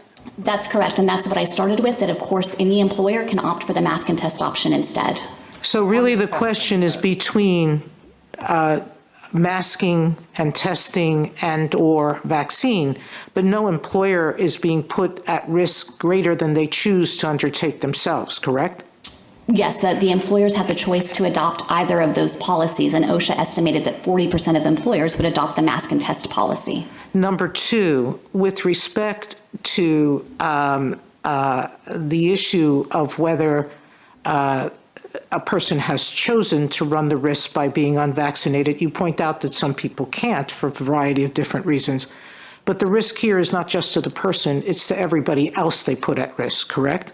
That's correct. The grave danger finding was premised on unvaccinated individuals, but OSHA emphasized that ensuring that unvaccinated individuals are not spreading the virus in the workplace will protect everyone they come into contact with. So they may not be a grave danger to other people, but I don't see why OSHA has to close its eyes to the fact that they place grave risks to unvaccinated and substantial risks to other people, correct? That's right, and OSHA specifically emphasized that vaccinated individuals may still be at significant risk. It wasn't ruling out that possibility. Its grave danger finding was focused on all of the ways that being unvaccinated contributes to the spread of this disease. Thank you, Counsel. Is the testing alternative viable at the present time in light of the stories that we see about the long lines that are required to be tested? The agency gave sustained attention to testing capacity. In the preamble to the rule, it looked at existing testing capacity and projected out of what additional capacity would be necessary for employers that choose to adopt the mask and test policy, and concluded that there would be ample testing in order to comply with the rule. I'm obviously familiar with the news stories that you're referencing, and I think that the agency could adjust if that proves to be a problem. But with respect to reviewing this rule, there was certainly a substantial basis for the Secretary to conclude that this was a viable option. Justice Kagan?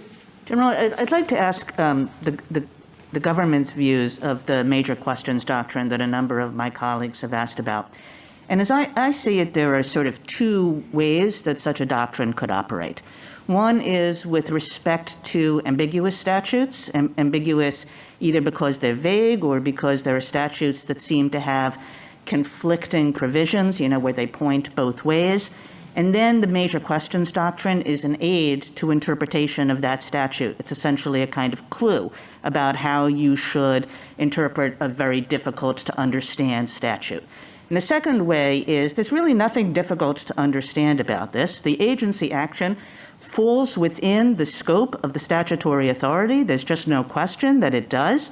And yet, because the agency action is kind of a big deal, we're just going to ignore the fact that it falls clearly within the scope of the delegated authority and say that, notwithstanding that that's true, Congress has to re-up it. So I think I'd like you to talk about those two versions of the major questions doctrine with respect to this rule. What do you think of those two versions, and which of the versions potentially applies here? I think that perfectly encapsulates the two versions, and we think that this court's precedents clearly demonstrate that it's the first version that you articulated is the way that the court has previously considered economic and political consequences. So it's never been the case that the court has started at the outset by saying, does this seem like a big deal? Does this agency action have a lot of consequences? And then use that as a basis to depart from the plain language of the statute, or to say Congress has to specifically authorize it. We're not going to give the statutory text its ordinary meaning.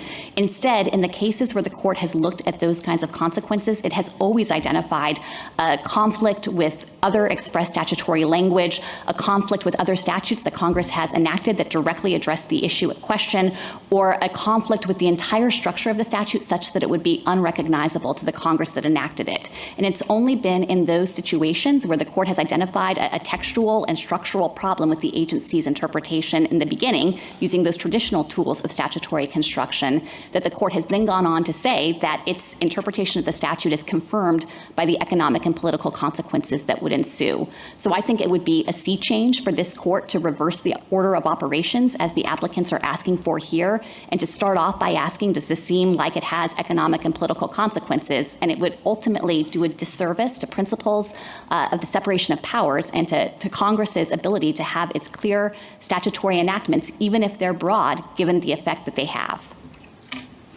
Justice Gorsuch? Yes. So my question with respect to the major questions doctrine is this, we accept that it's not our role to decide public health questions, but it is our important job to decide who should decide those questions. I think we all agree on that. And here our choice on the one hand is a federal agency, and on the other hand, the Congress of the United States and state governments. Now, you argue we should not consider the major questions doctrine unless and until we find a statutory ambiguity. I understand that. But let's say the court does find such an ambiguity. I know you'll contest the premise, but let's just work on it. If there is an ambiguity, why isn't this a major question that therefore belongs to the people's representatives in the states and in the halls of Congress, given that the statute at issue here is, as the Chief Justice pointed out, 50 years old, doesn't address this question. The rule affects, I believe, we're told 80 million people, and the government reserves the right to extend it to every private business in the country. Traditionally, states have had the responsibility for overseeing vaccination mandates. I rejected a challenge to one just the other day from New Mexico. Congress has had a year to act on the question of vaccine mandates already. As the Chief Justice points out, it appears that the federal government is going agency by agency as a workaround to its inability to get Congress to act. The risks imposed here are not unilateral. There are risks to those who choose not to be vaccinated that they're trying to avoid sometimes, as you discussed with Justice Alito and conceded to him. Traditionally, OSHA has had rules that affect workplace hazards that are unique to the workplace and don't involve hazards that affect individuals 24 hours a day. So that's kind of the general tick list we have before us. And I'd just like you to address, again, the question, assuming the statute's ambiguous, why isn't this a major question that normally under our Constitution would be reserved for the people's representatives in the states in the first instance and in the halls of Congress in the second? So accepting the assumption that there's an ambiguity, which of course we disagree with, as you know, I think that many of the factors you identified are just simply inconsistent with the whole premise of the OSHA Act. So it's true that states have a police power over health and safety, but as this court recognized in the Gade case, Congress in enacting the OSHA Act specifically brought the federal government into the role of protecting the health and safety of America's workers and displacing and preempting state law in that field. And so I think the idea that simply because states have that residual police power provides a basis to assume that the OSHA Act can't have any application or that there has to be a specific authorization here of each and every type of mitigation measure is just fundamentally inconsistent with Congress's policy as embodied in that act. What do we make of the fact that Congress, OSHA has not traditionally mandated other vaccines for other hazards that could pose a grave risk, some might say? The flu kills people every year. Other grave diseases do too. And there are vaccines against many, and we don't need to list them all. But traditionally, OSHA has not regulated in this area. I think that that's explained by the fact that COVID-19 is an unprecedented pandemic that has a magnitude and proportion that OSHA has never seen before. I mean, people forget polio, but that was a pretty bad, you can call it a pandemic, you can call it an endemic, I don't know what you'd call it, but it was a terrible scourge on this country for many years. We have vaccines against that, but the federal government through OSHA, so far as I know, and you can correct me, does not mandate every worker in the country to receive such a vaccine. We have flu vaccines, and the flu kills, I believe, hundreds of thousands of people every year. OSHA's never purported to regulate on that basis. Well, what do we make of that when we're thinking about what qualifies as a major question and what doesn't?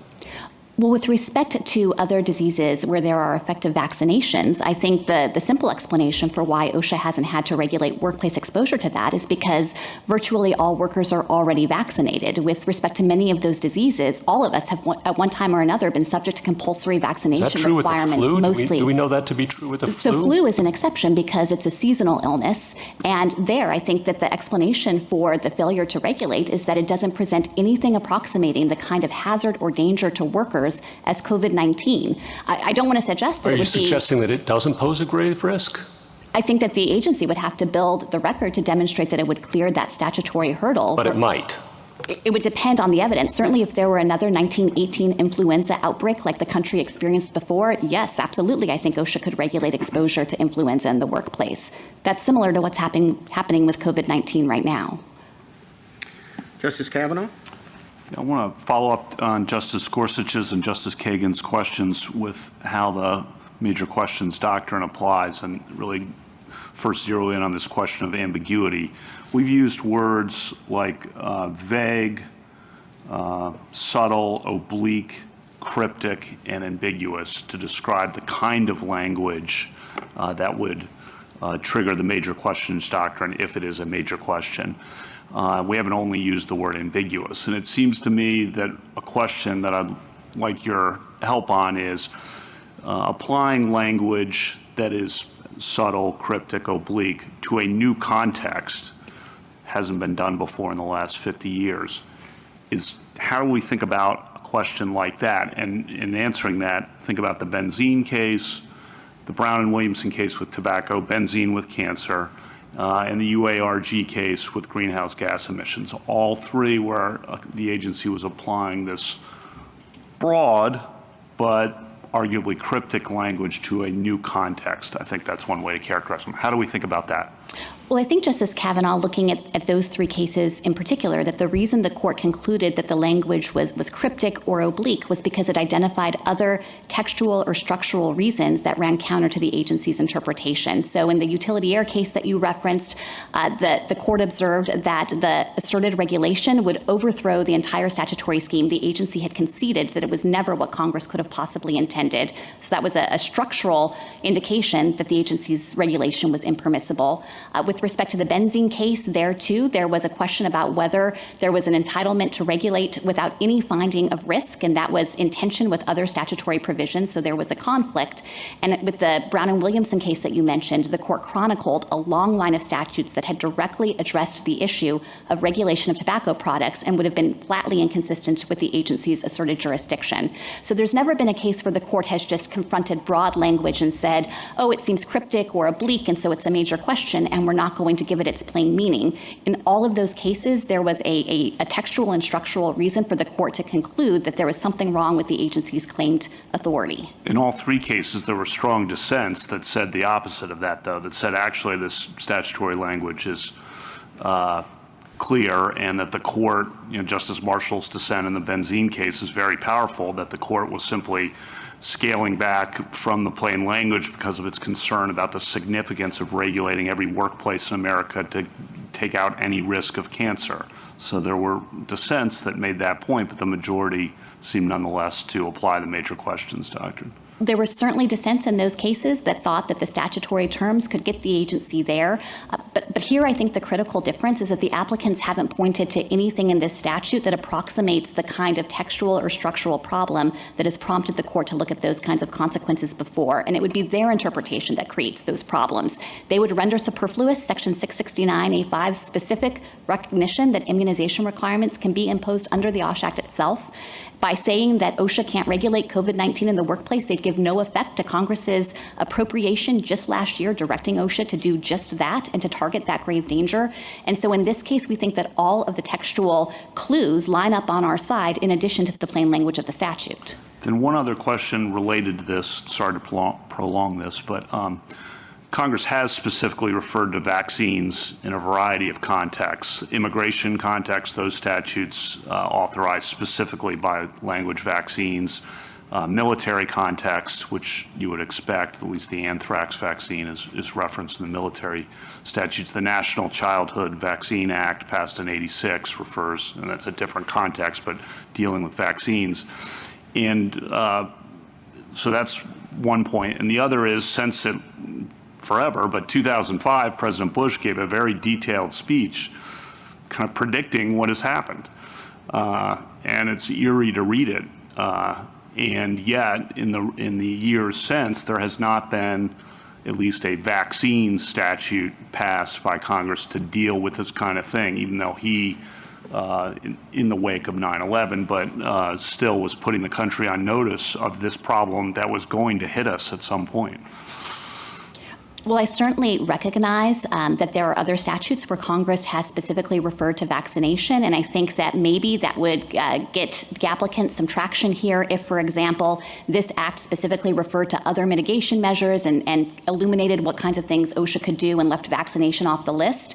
But it doesn't do that, and so I think to suggest that there is some negative inference to be drawn is inconsistent with how Congress drafted this statute and recognition that OSHA would be positioned to understand the kinds of control measures that are necessary against the variety of workplace hazards. And if I could just make one additional point on that, of course, as I've emphasized, there is an express reference to immunization requirements in the OSHA Act itself, so we think that that actually provides additional confirmation that Congress was thinking about that and could have anticipated it, and that religious exemption would have no application if, in fact, immunization is just off limits. But I think, as well, it's important to look at this against the backdrop of immunization requirements in our country. This is not some kind of newfangled thing. As I've mentioned before, most of us have been subject to compulsory vaccination requirements at various points throughout our lifetime. And so the idea that Congress couldn't have anticipated that in dealing with the deadliest virus that OSHA has experienced in its history, it might think that vaccination, encouragement of vaccination, would be an appropriate way to protect workers, I think is just inconsistent with the idea that vaccination is often the single most effective way to target a virus. Thank you. Justice Barrett? Two questions, both of which address the status of this rule as an emergency temporary standard. So my first question has to do with the question with which Justice Thomas opened, which is the meaning of necessary. So of course, when OSHA passes a rule through its regular regulatory process, it has to go through notice and comment, and that's a way of holding an agency accountable. All affected people have an opportunity to comment, and the agency develops a robust record. With an ETS, of course, the agency can circumvent that process so that it can act more quickly. So for an ETS, we would want that power to be the exception, not the rule. And one contrast that the applicants point out between OSHA's authority to issue an ETS versus a regular regulation is that for its exercise of power in the normal course, it need only find that a regulation be reasonably necessary, but for an ETS, it has to satisfy a necessary standard. Now, you've argued, and I think there's a lot of intuitive appeal to this, that when you're facing an emergency of the magnitude of this pandemic, that this power effectively can be used most effectively as a blunt instrument. You know, we don't have time to make industry by industry specific kind of calculations because we want to move with speed. But how do you reconcile that understanding of necessary with the broader reasonably necessary standard in OSHA's normal regulatory authority? So we certainly agree that the emergency temporary standards reference to necessary as contrasted with reasonably necessary and appropriate is a heightened burden and includes a measure of tailoring that's necessary with respect to the particular mitigation measures. But I don't think that that helps the applicants here because they haven't come forward with any alternative mitigation measures that they think would equally protect the workers that OSHA found were in grave danger. But do they have to come forward with that evidence, or did OSHA have to consider it and reject it? Because another part of their contention is that OSHA did not adequately explain why this measure, this particular rule in its scope, was necessary vis-a-vis or as compared to other possibilities. Well, OSHA explained that at length over dozens of pages in the 150-page preamble to the rule. OSHA specifically explained why vaccination as the single most effective way to target all of the ways that the virus threatens workers in the workplace was a necessary measure here, and it further explained why masking and testing would be essential if workers remain unvaccinated in order to ensure that despite their higher risk level of contracting the virus, they couldn't carry it into the workplace and spread it to their coworkers. So I think the suggestion that this wasn't adequately explained explained is inconsistent with the arguments they're making. And as I understand their tailoring arguments, and this actually touches on the question you asked earlier in the argument, they're really focused on two things: the categories of workers and the particular workplaces. And they haven't suggested that there are other mitigation measures there that OSHA neglected to consider. They're saying those things should have just been carved out altogether. But that is inconsistent with the Secretary's judgment that all unvaccinated workers face a grave danger and that the risk exists anywhere that employees are gathered indoors together. And again, there might be subcategories within those groups that are in graver danger, but I don't think there is any basis on this record to conclude that the agency lacked substantial evidence to draw the lines that it did. That's helpful. Thank you. My second question is, again, about the status of this rule as an ETS. So Chief Judge Sutton pointed out in his dissent from the denial of initial en banc that OSHA did not adopt this rule in response to the emergency, qua emergency, because that had been ongoing since early 2020.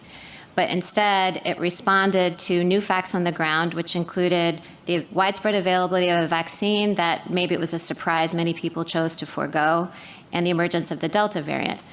And Chief Judge Sutton pointed out that in an extended pandemic, or I don't know if we've moved to an endemic, such as this one, facts will continually change. New variants will emerge. There might be new treatments, new vaccinations. We have boosters now, right? So now full vaccination might not just be the 2 jabs. It might include a booster as well.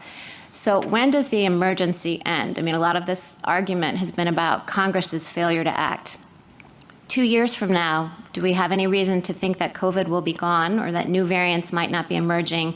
And when must OSHA actually resort to its regular authority and go through notice and comment, and not simply be kind of doing it in this quick way, which doesn't afford people the voice in the process that they're otherwise entitled to? So I think if I could respond to that in a few different ways. Congress defined when the emergency exists. It labeled this an emergency temporary standard, but it's dictated by the statutory requirements. So there has to be a grave danger from a physically harmful agent or a new hazard, and the measures have to be necessary to protect against that danger. And we don't think that there's an additional free-floating requirement about emergency status that has to be taken into account. So it could be an emergency 2 more years from now. Well, I certainly take the point that the emergency can be of substantial duration. Of course, this is not a way to bypass notice and comment permanently. Congress further specified that the agency is expected to conduct a rulemaking process over 6 months, and that's why the agency estimated the lives saved, the hospitalizations prevented over the 6-month life of the rule. Sure, but I was envisioning a new rule, right? Like, OSHA might 2 years from now adopt something that's different from this vaccine or mask and test mandate. I'm just talking about the limits more generally on OSHA's power under the ETS provision. The limits, I think, are the ones written into the statute. And so if you want to project out 2 years from now, I think it's entirely possible, of course, that the trajectory of the pandemic will change. I certainly hope so. And in that case, OSHA, I think, would have to, if it wanted to regulate again, cross the high burden of showing a grave danger. This is an authority it has used sparingly in cases of what we think are true emergencies.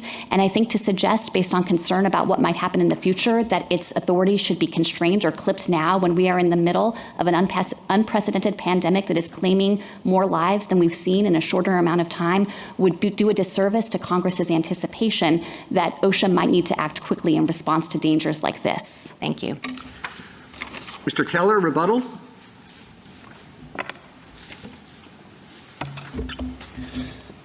Two points, Mr. Chief Justice. First, we need a stay now before enforcement starts. Our members have to submit publicly their plans to how to comply with this regulatory behemoth on Monday. Vaccines would need to occur by February 9th. You would need 2 vaccines to comply. Those vaccines would have to start immediately. Tracking and record keeping cannot happen overnight. And on tests, you heard my friend, the Solicitor General, mention the media reports that we've all seen about shortages of tests and cost increasing. Our declarations, appendix page 345 and 374, confirm that as well. And that's exactly why workers will quit right away. You don't even have to take our word for it. The federal government, the Postal Service, and Amtrak both say the same things. What OSHA did is they cherry-picked one study about healthcare workers, a very specific industry, and what that worker attrition rate would be. Again, 2 declaration sites. We have plenty more, but appendix pages 351 and 374. And my second point to close on is about who decides in the public interest. And I would submit that this court's precedents answer that. We're not asking this court to reverse anything. Industrial Union 40 years ago, in Justice Stevens' controlling opinion, said that there was an absence of a clear mandate in the OSHA Act. So it's unreasonable to assume that Congress gave OSHA unprecedented power over American industry, and the emergency power is also narrowly circumscribed. Yet here OSHA has never before done mandated vaccines or widespread testing, much less over all industries or on an emergency basis. So whether we're talking about the agency's failure to explain, whether we're talking about the statutory term necessary, whether we're talking about how this has to be tethered to the workplace under the major questions doctrine, under any one of those theories, we are likely to succeed on the merits. And finally, when it comes to the public interest, as this court just recognized a few months ago, it is undisputable that the public has a strong interest in combating the spread of the COVID-19 Delta variant, but our system does not permit agencies to act unlawfully, even in pursuit of desirable ends. We would respectfully request a stay of this unprecedented sweeping ETS before Monday. Thank you, counsel. The applications are submitted.